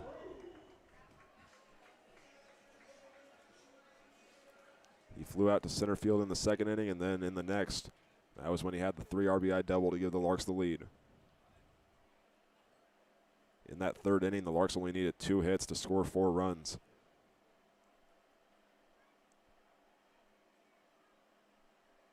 First pitch to LaRue is going to be fouled down the third base line. And he starts down 0-1.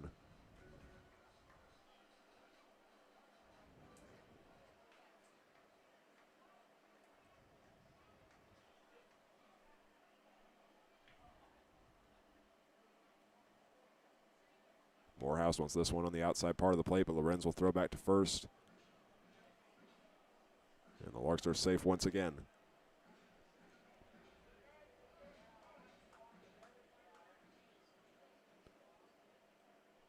The Larks have not attempted a steal yet.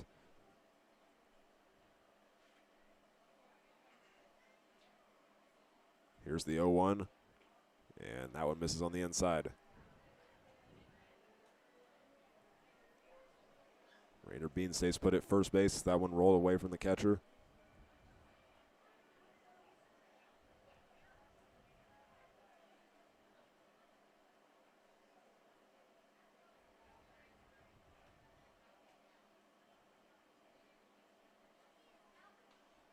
On the 1-1, that one will go low as well. It's a tied count at 2-1 to LaRue.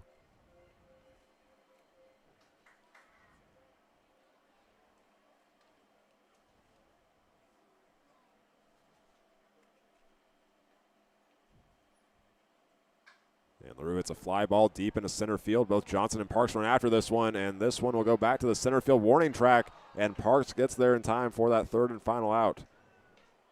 That was a good hit there by Dylan LaRue as Parks had to go all the way back to the wall. But that is the third and final out of the inning. And now it's time for our presentation for Stand Up to Cancer Night. And I'm going to throw things over now to our PA announcer, Ken Winholtz.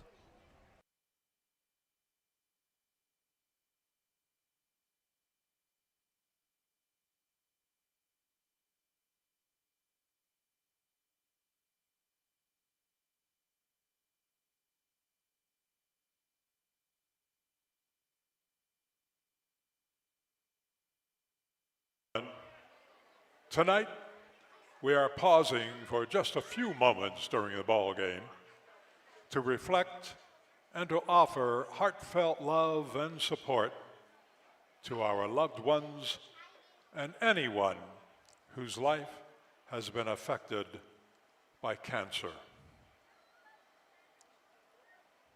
Tonight, ladies and gentlemen, let's all stand up to cancer.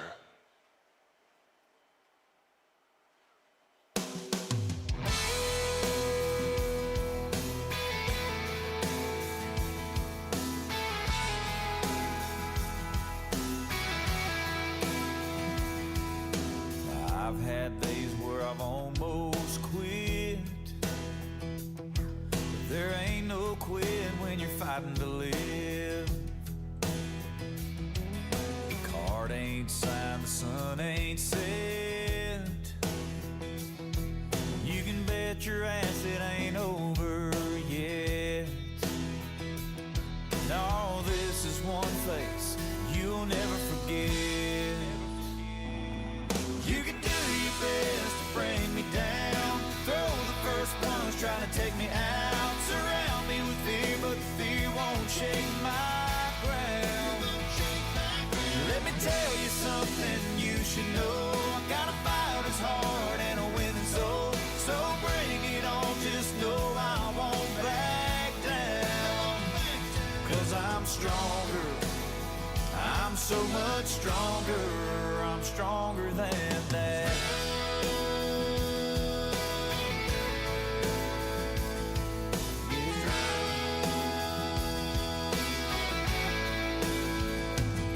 Now there's a million of me and only one of you. So what you got, what you gonna do? Now listen close, let me make this clear. Ain't none of us want you here. You can do your best to bring me down, throw the first punch trying to take me out, surround me with fear, but the fear won't shake my ground. Let me tell you something you should know, I got a fighter's heart and a winning soul, so bring it on, just know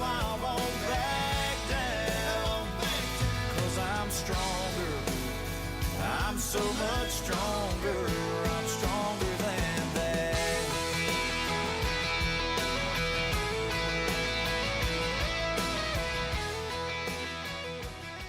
Ladies and gentlemen, thank you.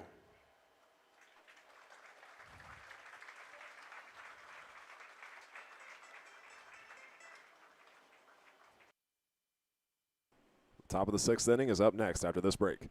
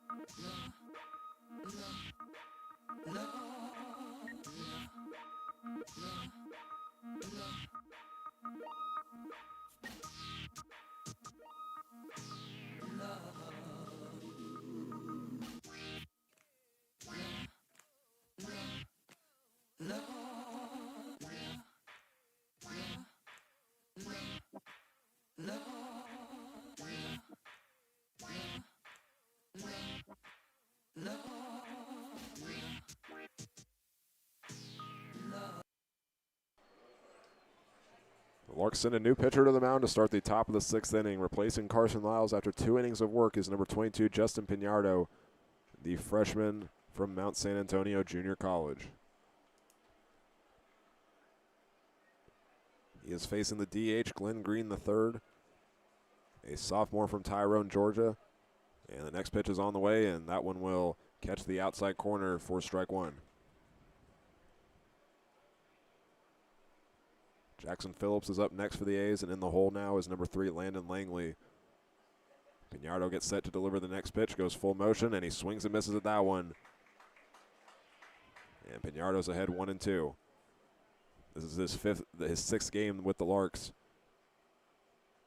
Has 14 strikeouts this summer, and his ERA is .284. Pinardo deals the 1-2, goes low and inside, and that one will miss to make the count 2-2.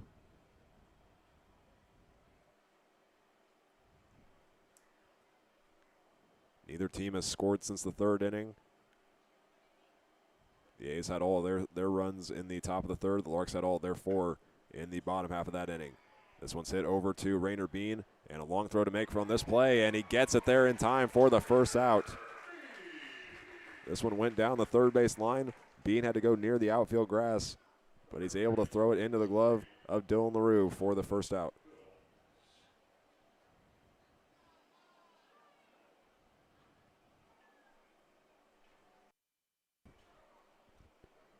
Now up is number 17, Jackson Phillips, the sophomore from Seward County Community College.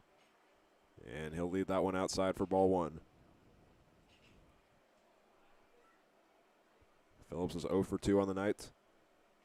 Grounded out to first base in his first appearance, and in the fourth inning he had a pop-up over to the third baseman, Rainer Bean. He's ahead now in this appearance, 2-0.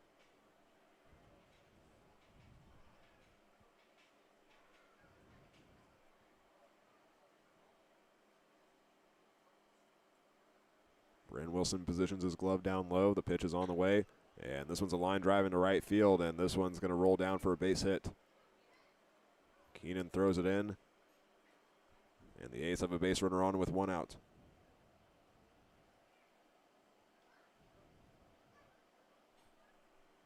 It's their 5th hit of the game, and now up is number 3, Landon Langley. The first run of tonight's game brought home by Omari Johnson, who hit the 2-run home run.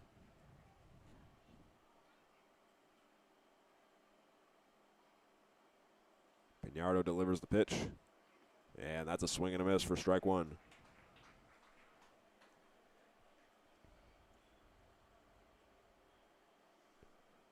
This is the 11th game in a row for Landon Langley. He's gotten at least 1 run because he scored in the 3rd inning. They'll throw back to first base, and the tag is made in time. Jackson Phillips started to go over to second base and then stopped himself very quickly. But by the time he dove back to first, the tag was applied by Dylan LaRue, and there's now 2 away.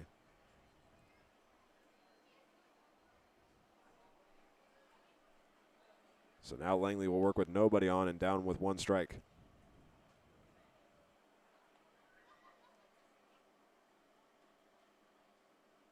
Here's the pitch on the way from Piñardo, and that one's left outside. 1 ball and 1 strike to the second baseman.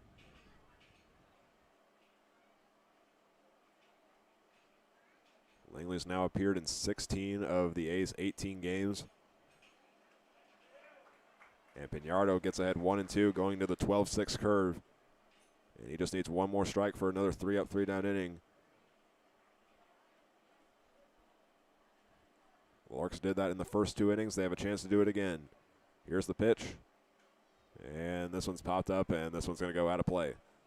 Right behind the first base dugout. And Landon Langley stays alive.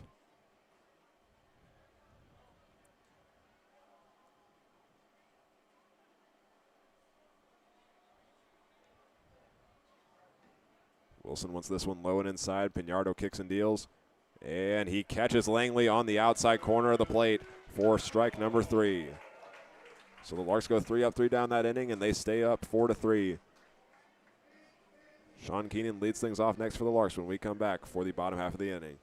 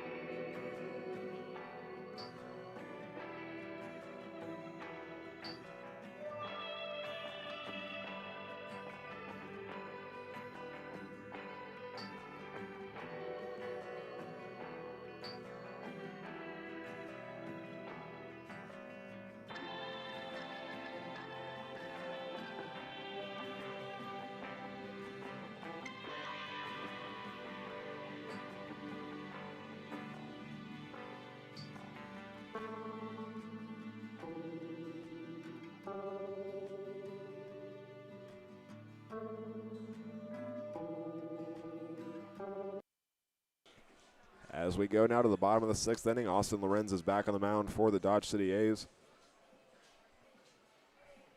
And leading off the inning is number 7, Sean Keenan.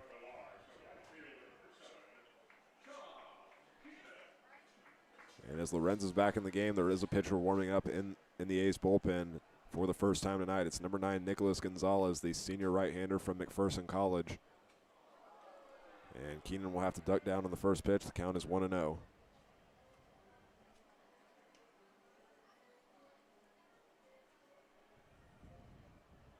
On average, Lorenz has pitched 6 innings in each appearance. He's had 2 appearances as a relief pitcher and 2 appearances as a starter.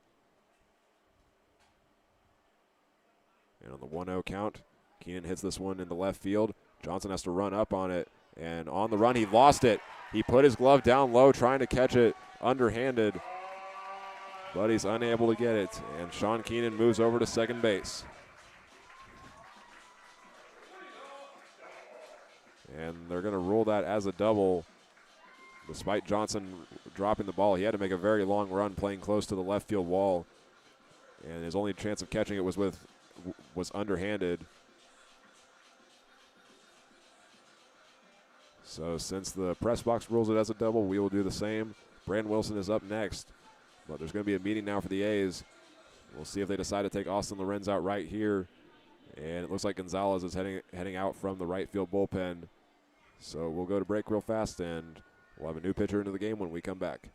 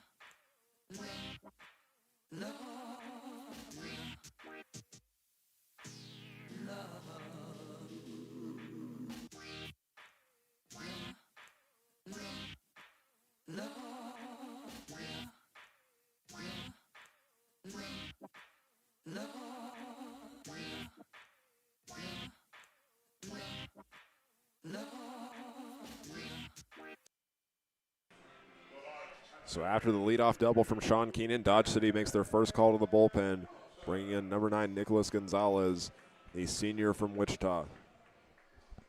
His first batter is number 32, Brand Wilson. And this is just like that first RMBL game between the Larks and the A's. The A's starting pitcher went for five full innings, and then in the 6th he gets subbed out. This time it's a little bit earlier, and it's still a 1-run game. The count is 1-0 to Brand Wilson. The starter tonight for the A's, Austin Lorenz, has pitched the most innings. Nicholas Gonzalez has made the most appearances. This is his 8th of the season. Wilson did not mean to make contact with that one. He held back, but this one will roll in play. Gonzalez picks it up and throws it over to Phillips for the first out.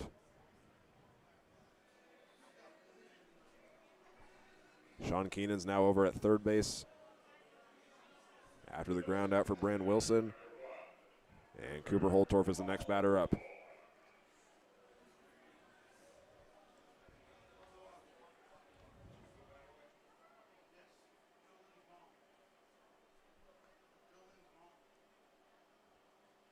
Here's the first pitch to Holtorf, and that one is going to go inside. Had to move his legs out of the way to avoid getting hit. That is ball 1.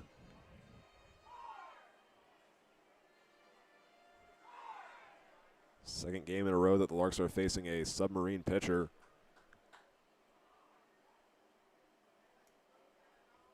Gonzalez's next pitch is going to get in the zone for strike 1.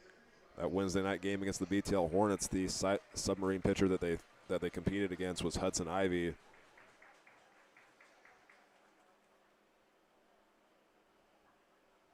believe he was subbed out after only facing a batter or two. And then the Hornets subbed in Jacob Dolan at the end of that game. Holtorf now works with a 1-2 count and 1 out. He's gotten on base on each of his first 2 appearances with a walk and a single, as well as a run. Gonzalez sends the 1-2 to the plate, and Holtorf swings and misses that one. It's a drop third strike, and the catcher is going to be the one that tags Holtorf for the second out.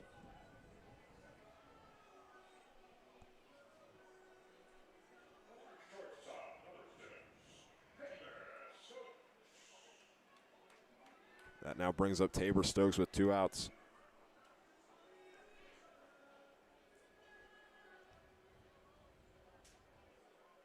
He's had 2 big hits to the outfield in his last 2 appearances. Both of those were caught in center field and left field. And Stokes is down 0-1 on the first pitch.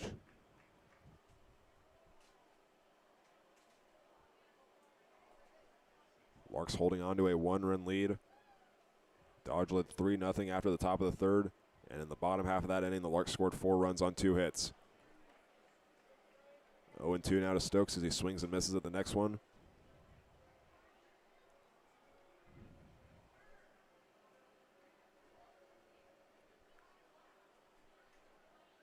Gonzalez looking for his second strikeout after the starter, Austin Lorenz, was not able to get one. And he gets another one. He gets Tabor Stokes with a swing and a miss on the outside part of the plate. And there's out number 3.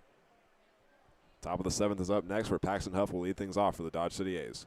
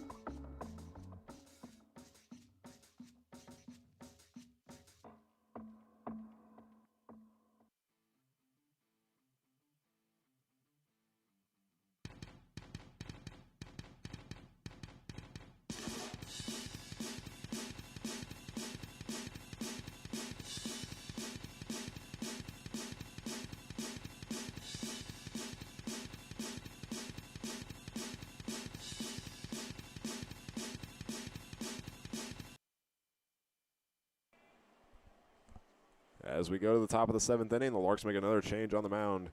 After just one inning from Justin Pinardo, the new pitcher into the game is number 9, Braden Cox, facing the 8-9-1 batters for the Dodge City A's. Leading off the inning is number 13, Paxton Huff.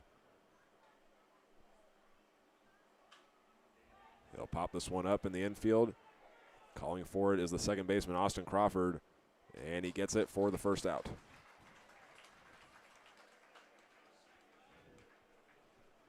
That now brings up number 5, Max Irwin. Looking at Braden Cox, he's been one of the Larks' more reliable pitchers. Though he primarily plays outfielder for the team. This is his 6th game. He has recorded 14 strikeouts and still has yet to give up a run. So in 10 2/3 innings, his ERA is all zeros. The pitch goes to the plate, and he puts that one on the inside. 1-0 to the third baseman, Max Irwin. Irwin had 60 hits in 53 games this season as a freshman at Coffeyville Community College. And Max Irwin's originally from Burleson, Texas, and out of high school he was originally committed to CSU Pueblo. And he'll pop this one up. Getting under it does Austin Crawford, the CSU Pueblo commit, and there's out number 2.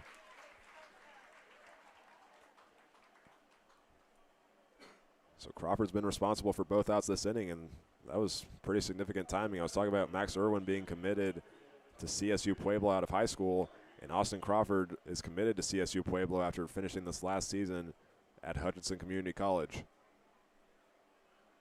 So the Larks have a chance for back-to-back 3-up, 3-down innings, but the A's are back to the top of their order with Omari Johnson, who is down 0-1.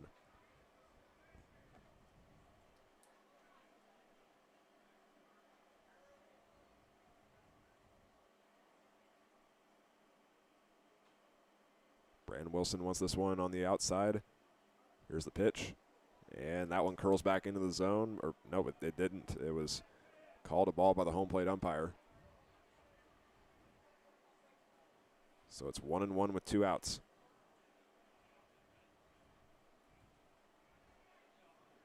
Cox comes set. The pitch goes to the plate. And that one finds the low part of the zone. And he's ahead 1-2.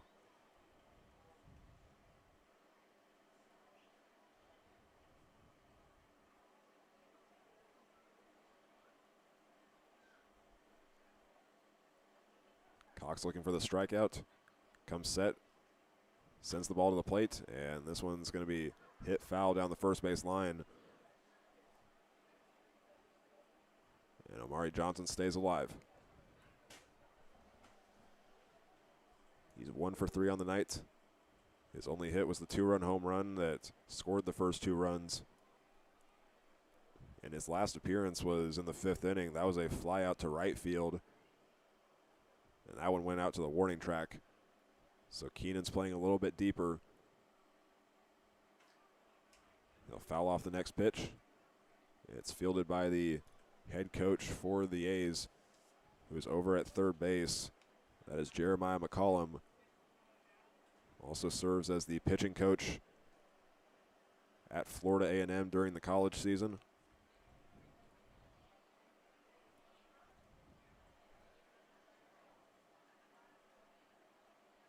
Braden Cox looking to win the battle. He sends it to the plate, and that one's outside. Some of the Larks infielders were making their way to the dugout, but they'll have to go back to their spots. 2 balls and 2 strikes to the left fielder from Southern.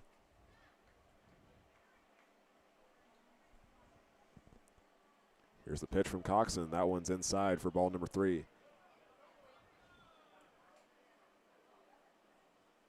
This next pitch will be the 8th of the current at-bat, and it will also be a payoff pitch. This season in 5 games, Cox has struck out 14 batters and walked just 4. Here is the payoff pitch, and it's chopped foul. 3 foul balls now for Omari Johnson after being faced with 2 strikes.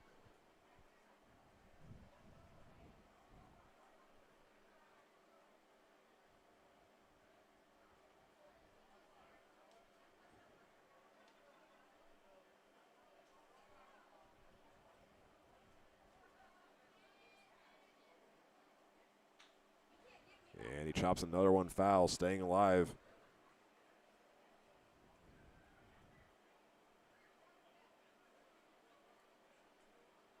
Three and two count, now 4 foul balls for Omari Johnson.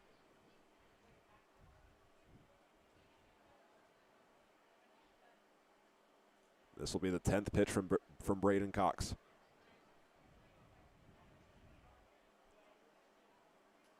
It's on the way to the plate, and this one's lined out of play.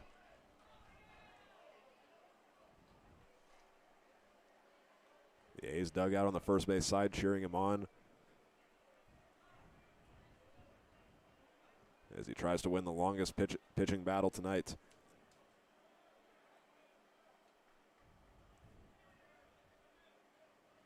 Here's number 11 from Cox, and this one's grounded over to Tabor Stokes. He fields it on the run, and this one will go wide and into the dugout. So that will be a ground rule double for Omari Johnson.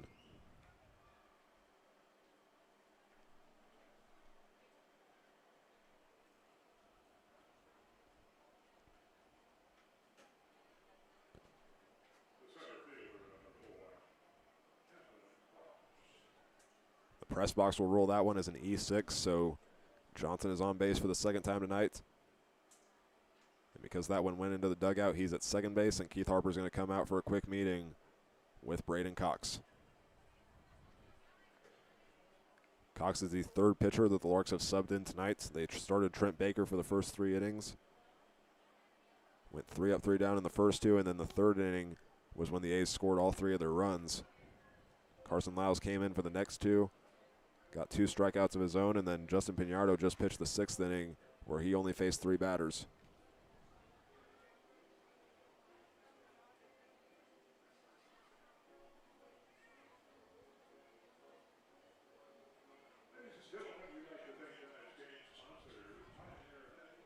So Keith Harper will make his way back to the dugout. And Omari Johnson returns to second base, and the next batter up is Cameron Parks. Parks is 1 for 2 on the night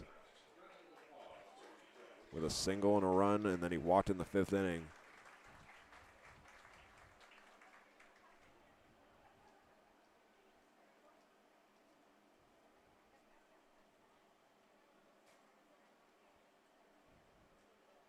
Here's the first pitch with 2 outs. Swing and a miss for Cameron Parks.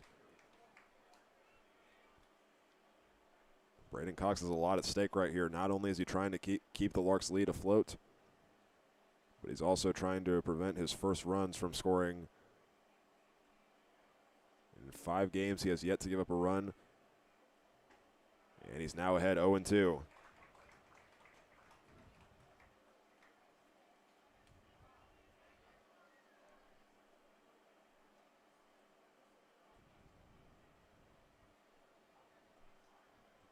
He can either get a strikeout here, or we'll see if his fielders help him out once again.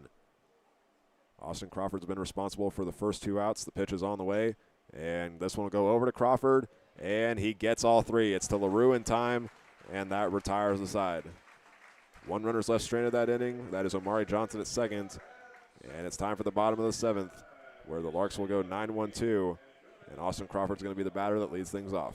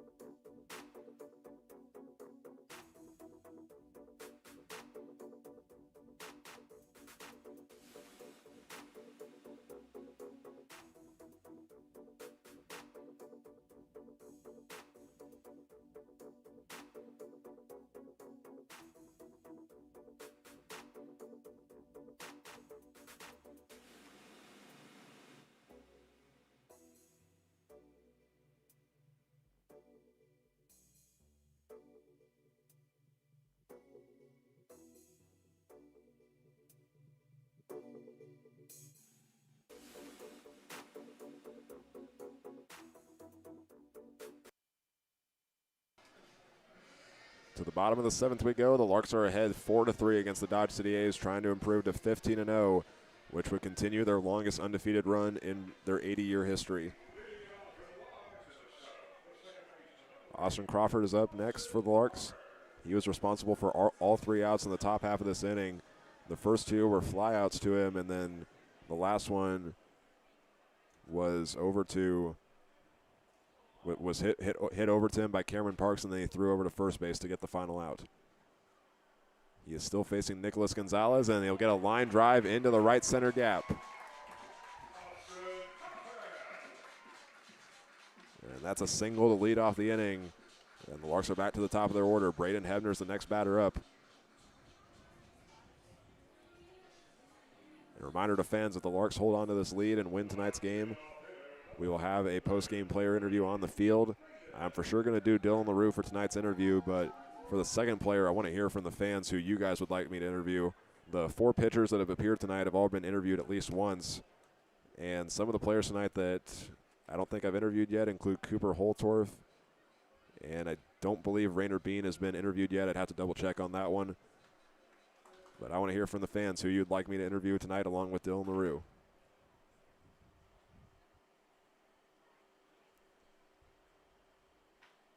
This one goes back up the middle, goes off the glove of Gonzalez, and they'll just get the lead runner out. That one came right back up the middle very fast. Gonzalez had his glove up, and Braden Hebner is safe at first on a fielder's choice, but the lead runner, Austin Crawford, is out.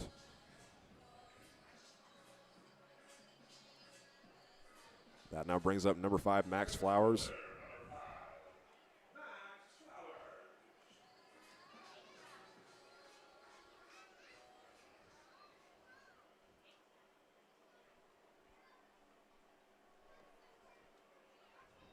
Flowers will be followed by Rainer Bean and Dylan LaRue.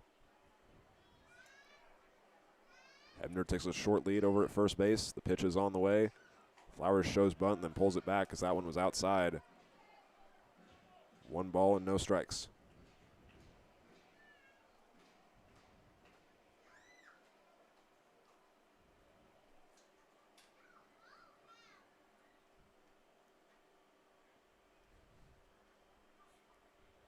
Gonzalez gets set. The next pitch goes to the plate, and this one's hit high in the air into center field. Parks runs back for this one, and he's under it for the second out.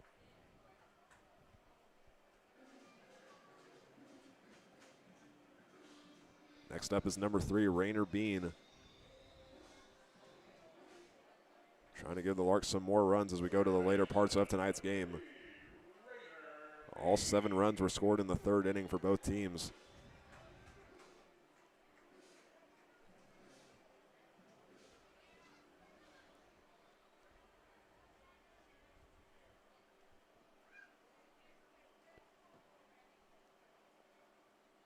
Here's the pitch from Gonzalez with 2 outs, and that one will miss the strike zone barely. 1-0 to Rainer Bean.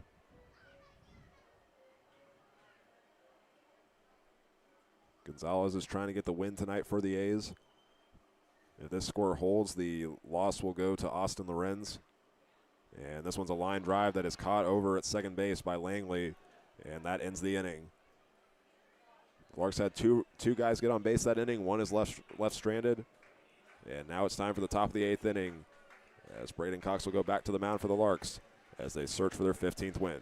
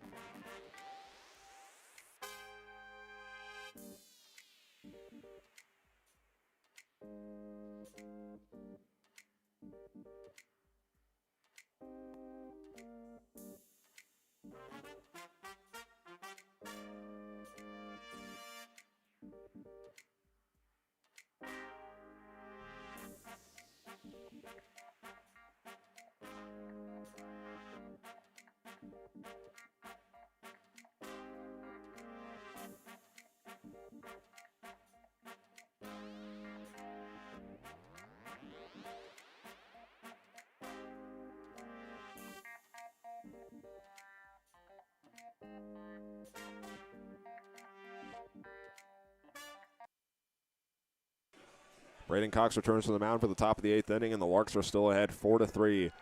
They have led since the 3rd. It's the 3-4-5 batters that Braden Cox is facing. The first one is number 23, Angel Vasquez. And he hits a hard hit ball down the third base line, and it rolls foul for strike 1. Vasquez is a late addition to this A's team. Played his first game 2 nights ago against the Great Bend Batcats. Got on base on all 5 of his plate appearances with 3 hits and 2 walks. He actually started up in Washington in the West Coast League playing for the Port Angeles Lefties.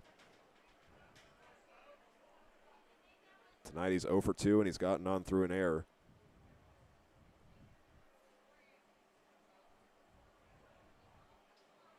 The 0-1 is on the way from Cox, and that one misses down low. 1 ball and 1 strike to the shortstop.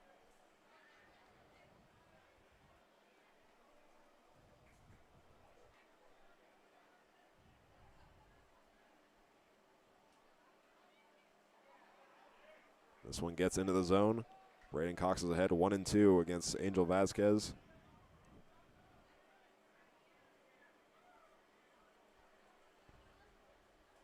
He'll come set.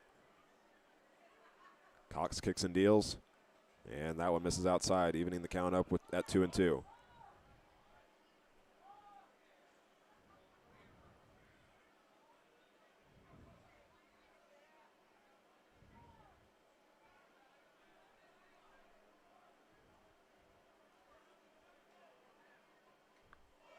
And it's a swing and a miss on the 2-2 count there for Angel Vasquez. And Braden Cox gets his first strikeout of the night. He came in to start the top of the 7th inning, and with 1 out, next up is number 34, Aiden Morehouse.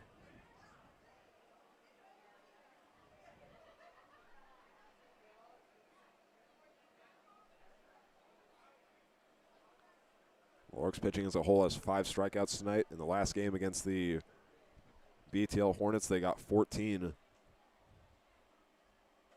And it's a swing and a miss on the first pitch to Morehouse, starting the count 0-1.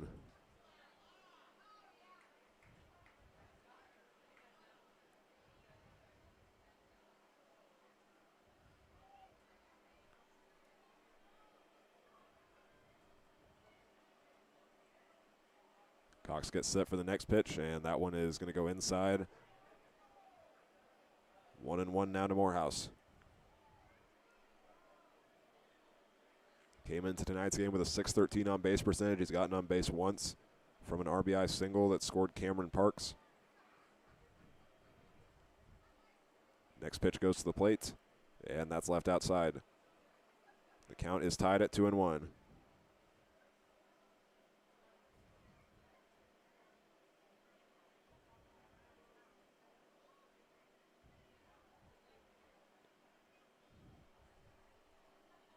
Wilson wants this one right down the middle. It's on the way.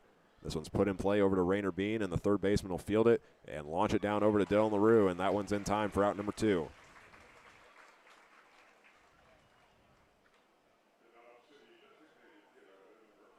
That now brings up the DH, number 18, Glenn Green III. The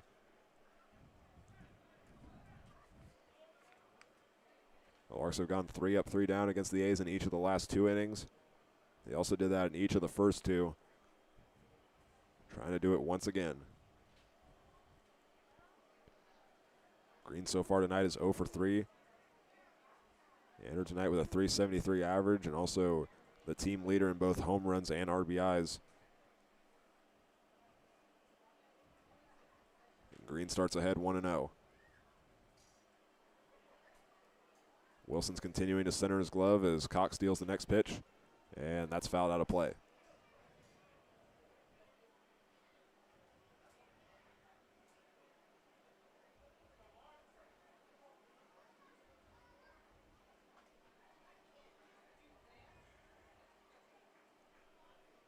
Green will wave his bat around a few times. The next pitch is on the way, and that one goes outside, and it's 2 counts in a row that are tied up at 2-1.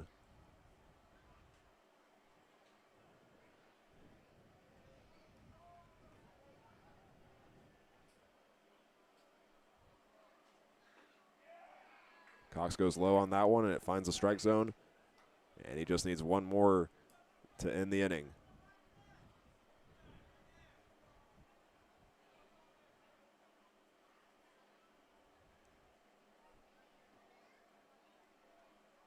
Here's the 2-2. And there's strike three, and it's 3 up, 3 down once again for the Larks. And they'll now look for some insurance runs in the bottom half of the 8th inning as they still lead this one 4-3.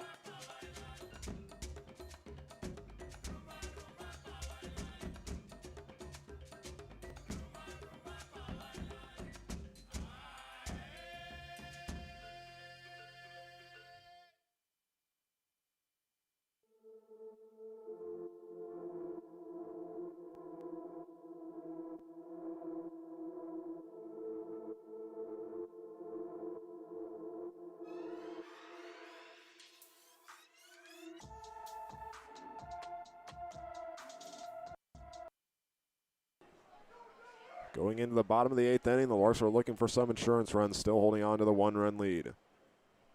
The 8th Street Liquor Beverage batter, Dylan LaRue, leads things off, and he starts with a 0-1 count.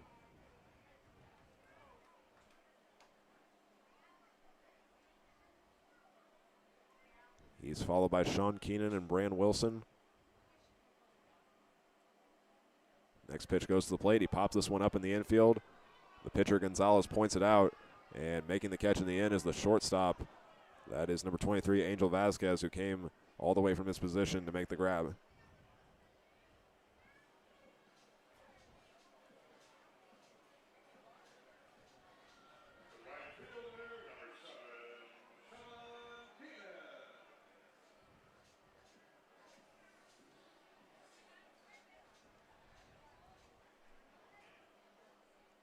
Keenan has gotten 2 hits tonight as he makes his 4th plate appearance.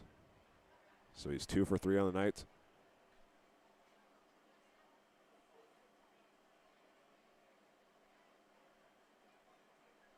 Here's the pitch from Gonzalez, and that one's left outside for ball 1.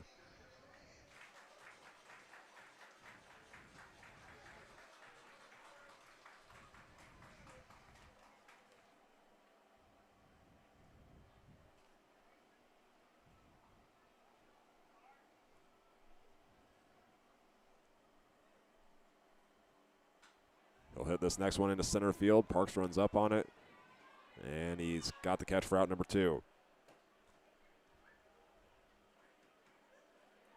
So now up is Bran Wilson with 2 outs, and I haven't seen any comments about who fans want me to interview along with Dylan LaRue. Tonight I think I'm going to do Rainer Bean because he had a run and also an RBI tonight. And I don't think he's been interviewed yet this season, so he will also get interviewed tonight.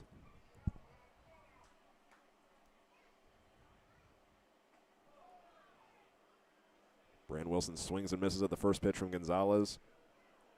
He's been in since the 6th inning after 5 full innings from Austin Lorenz.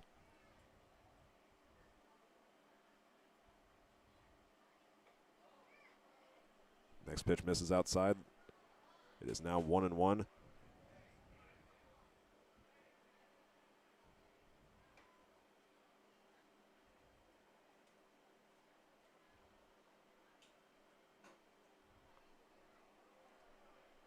And now the count is tied up at 2-1.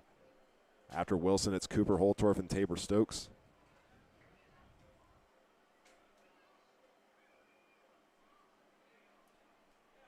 This summer, the Larks have not had very many games that have been decided by one run.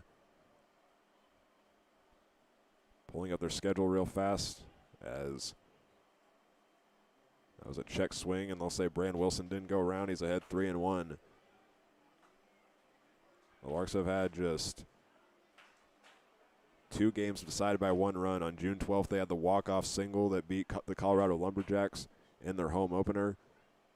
And then not so long after that, they had another home game against the Game Day Angels. They won that one 5-4 on June 18th. Wilson pops up the 3-1 count. It goes into the outfield. It's Langley getting under it, and the catch is made. 3 up, 3 down that inning for the Larks, but they are 3 outs away from getting their 15th win of the season. We'll see what they do in the top of the 9th inning as they go for the win.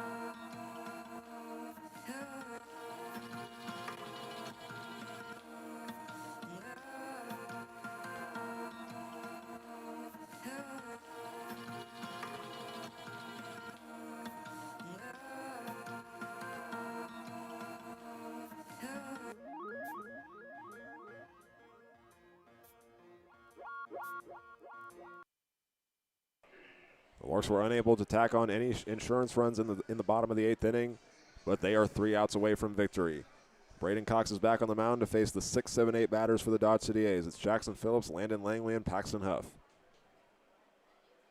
He struck out 2 batters in the last inning. And the first pitch of the inning goes to the plate, and it's left outside for ball 1.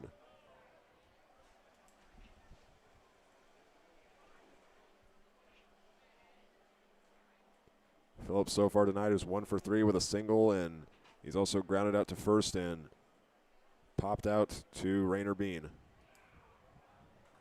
That next one finds the zone to move the count to 1-1. The A's are still trying to break a 6-game winless streak. They started that streak with a tie against the Kansas Cannons, and they've lost their last 5 games.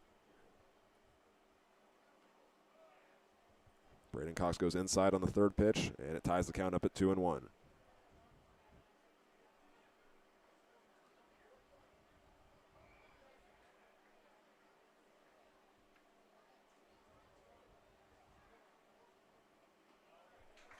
Phillips swings and misses on the 2-1, and he's now down with 2 strikes.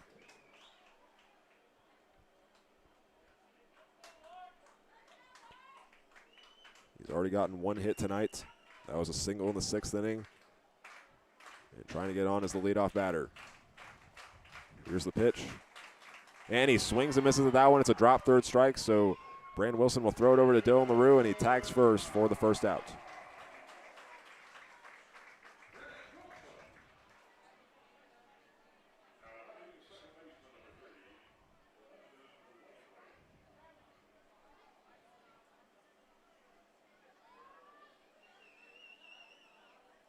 Landon Langley's the next batter.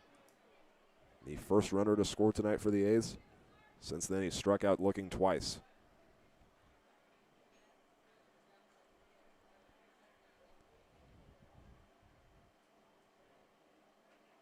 First pitch goes inside, and the home plate umpire is going to say that clipped Landon Langley. So he's on for the second time tonight.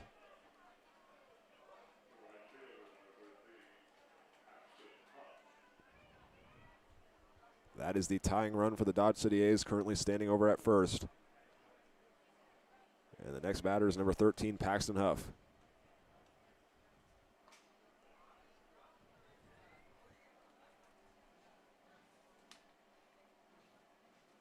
They're now going to have a talk with their head coach, who is over at third base, Jeremiah McCollum. During this timeout, we'll take an opportunity to thank the sponsors for tonight's game, as the Larks celebrated Stand Up to Cancer Night and also Big Brothers and Big Sisters Night. Tonight's sponsors were the Cancer Council of Ellis County, Pioneer Hybrid, Messiah Lutheran Church, and First Care Clinic. We thank you all for your support of Hayes Larks baseball. And now back to the action with one out. Landon Langley's at first. Paxton Huff is the next batter. He's gotten 7 hits on the summer, and he's ahead 1-0 on the first pitch.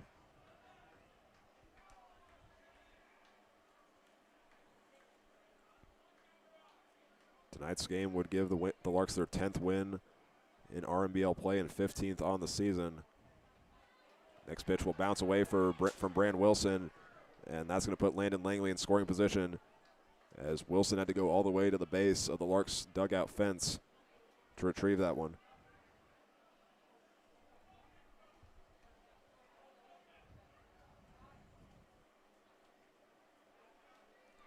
Count is now 2-0 to Paxton Huff.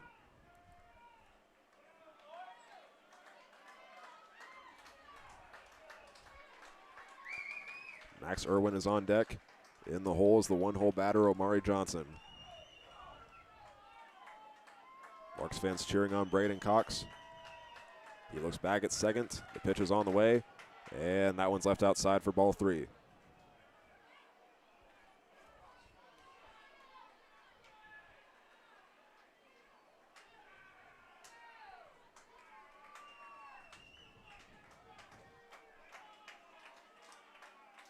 Cox looks back at second base.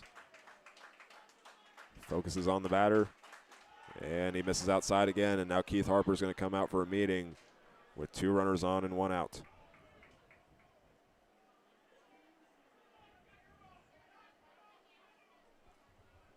It was going to be a key for Dodge City to limit how many runs the Larks scored tonight.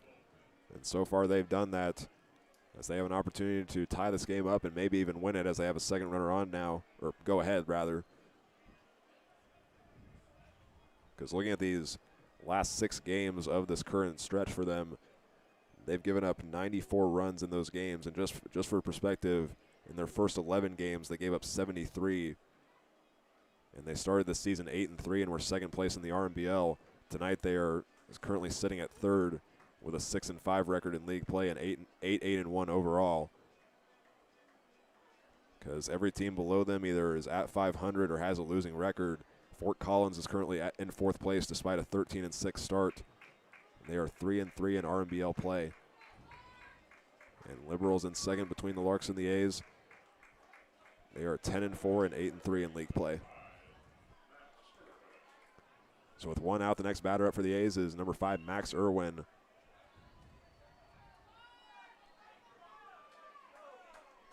If Braden Cox can get these final 2 outs, he'll get his first save of the summer and the Larks' 4th and also the 2nd in a row, because Jackson Ramos was awarded the save in the win on Wednesday night against the BTL Hornets.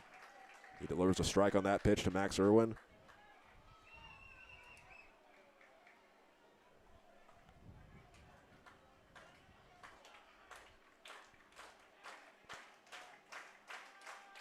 Cox looks back at second base. The pitch is on the way. And that one finds the strike zone. It is 0-2 now to Max Irwin. That one broke very hard on the outside part of the plate. But the home plate umpire is going to give it to Braden Cox, and now Irwin's got to fight back here. searching for his second hit, and that could potentially bring the runner home from second if it's a good one. Larks fans clapping along to help Braden Cox out. Here's the 0-2, and it's a swing and a miss, and there's the second of the inning. He just needs to put down one more batter to give the Larks their 15th win of the summer. And that batter he's facing is number 14, Omari Johnson. He hit the 2-run home run earlier, and he has 2 runners on in this situation with 2 outs.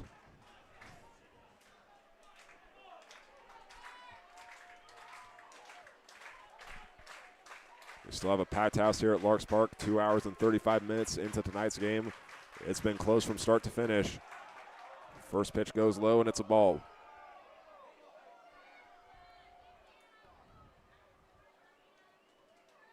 Johnson steps back into the box, awaiting the next pitch.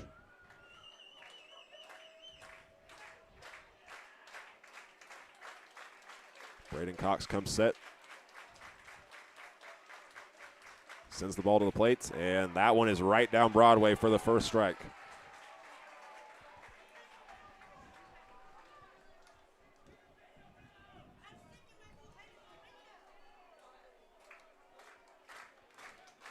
Larks fans continuing to clap along to help the team out.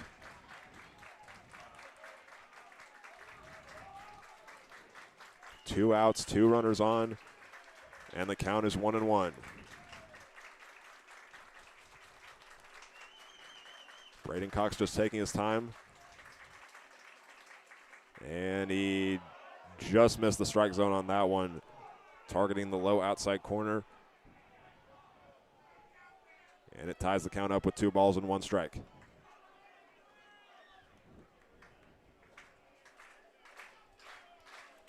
When you add in the 2-run home run tonight, Johnson has a total of 13 RBIs this season. Trying to add another one. This one's chopped over to Rainer Bean. He'll look over at first base, and the throw is not in time. The bases will be loaded with 2 outs. So this at-bat right here determines if the game continues.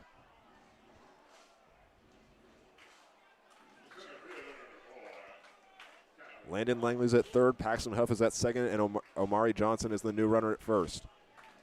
That brings up number 4, Cameron Parks. A single or a walk ties the game up for the A's. And this is the perfect time for the A's right here. Cameron Parks is their batting average leader. Is 1 for 3 tonight.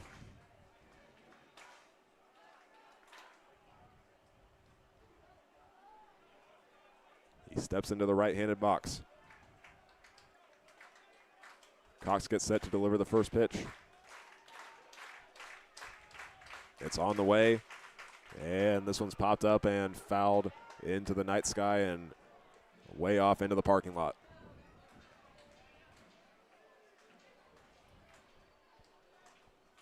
Larks pitching coach Keith Harper is pacing back and forth over at the dugout, trying to hype up the fans a little bit. And now focuses on the field, and Braden Cox will deliver the pitch to the batter, and that one's outside. Brand Wilson tried to frame it, but the home plate umpire will call it ball 1.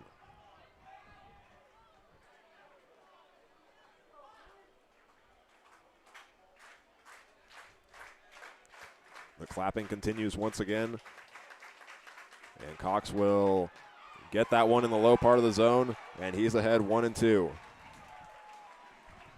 One more strike gives the Larks the win.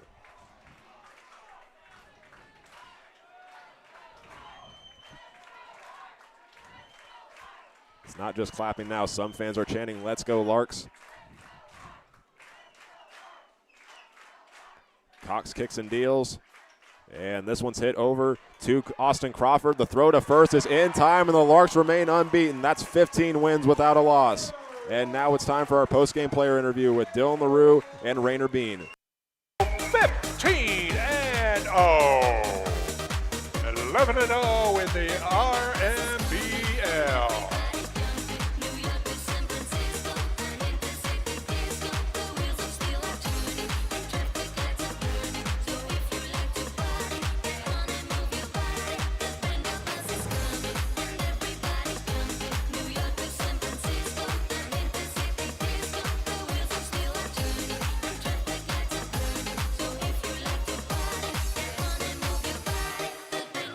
Hey, Larks fans, how about your Larks?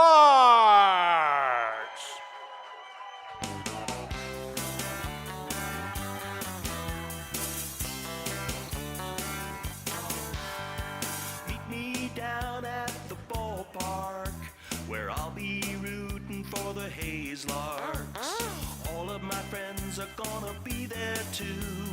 Nothing in the world I'd rather do than grab a hot dog burger and a cold beer.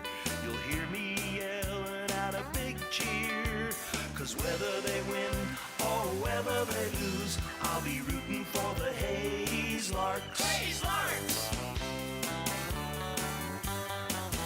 I'll be rooting for the Hayes Larks. I can't wait to see a home run. I know for sure there's gonna be one. I'll call out the players by their first name. Sure am glad I made it to the game. Rain or shine, I'm gonna be there. If the stands are full, I'll bring a lawn chair. So join me down at the old ballpark. I'll be rooting for the Hayes Larks. Hayes Larks! Join me down at the old ballpark. I'll be rooting for the Hayes Larks. Hayes Larks! It's time now for tonight's post-game player interview with Hank Corsair, sponsored by Lewis Automotive Group. Hank, it is yours. Thank you, Ken. I'm here first with Dylan LaRue, who had the 3 RBI double that gave the Larks the lead. What was your mindset going up to the plate there, because the bases were loaded and there were 2 outs? Well, Max and Rayner right before me had 2 great at-bats that really put me in a great situation. So going up there, I was trying to do my part and extend the lead, or extend us a little bit and try and give us the lead. And Dodge jumped out to a 3-0 lead in the 3rd inning, so did the approach change, or did you guys just play your game? Not really. We've had a lot of come from behinds in the first few innings, so it's something we're kind of used to this year. And what's the outlook for the rest of this series, because this was also the first of a 7-game stretch that will affect your RMBL record? Same as every other game, we just go in, attack. We know that we can win. We know that we have a great group of guys, so just go and attack. Well, congrats on the big win. Ladies and gentlemen, give it up for Dylan LaRue. I'm now here with Rainer Bean, who had a run and an RBI tonight. What was working for you at the plate? Just hunt my pitch early, whether I was getting it or not, and I was able to work a walk and score a run off LaRue's double. It was good. And you are the only Lark to appear in every game this season. You've had 14 games as a batter plus 1 as a pitcher. So what has this experience been like for you? Oh, I mean, it's sick. You guys are great. We're playing some good baseball. We're finding ways to win. Our pitchers gave us some gritty zeros tonight, so we got the job done. Well, congrats on the big win. Ladies and gentlemen, give it up for Rainer Bean.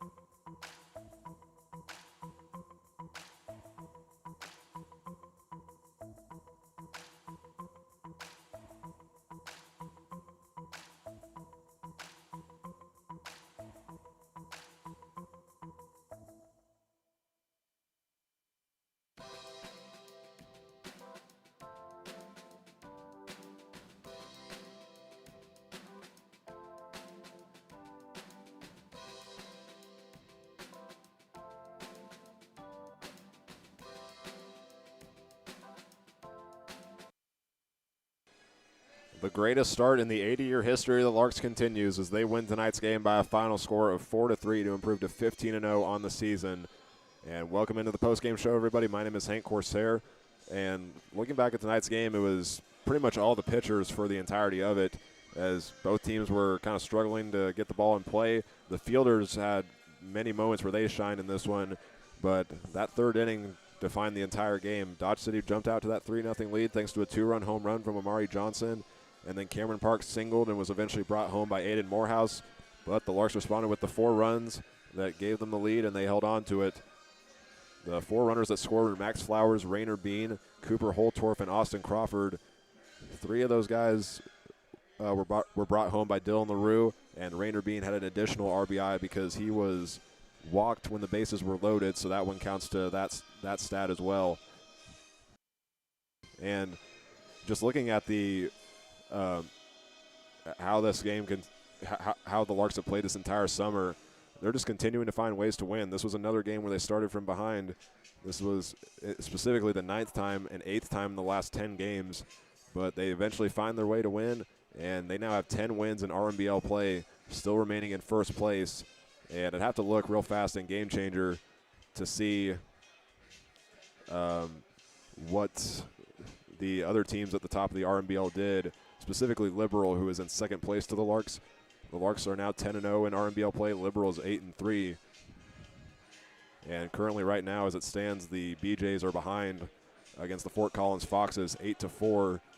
And that game will affect their RMBL record. So tonight's win has a lot more benefit for the Larks than it, you could say it was that it originally was, because they're continuing to run away with that first place standing in the RMBL. And they still have yet to lose a game, but they'll be tested for the remainder of this series. They got 2 more games against Dodge City. Tomorrow night's game will be at Cavalier Field. It's a 7 p.m. start time. And then on Sunday night, they will play at 7 p.m. again.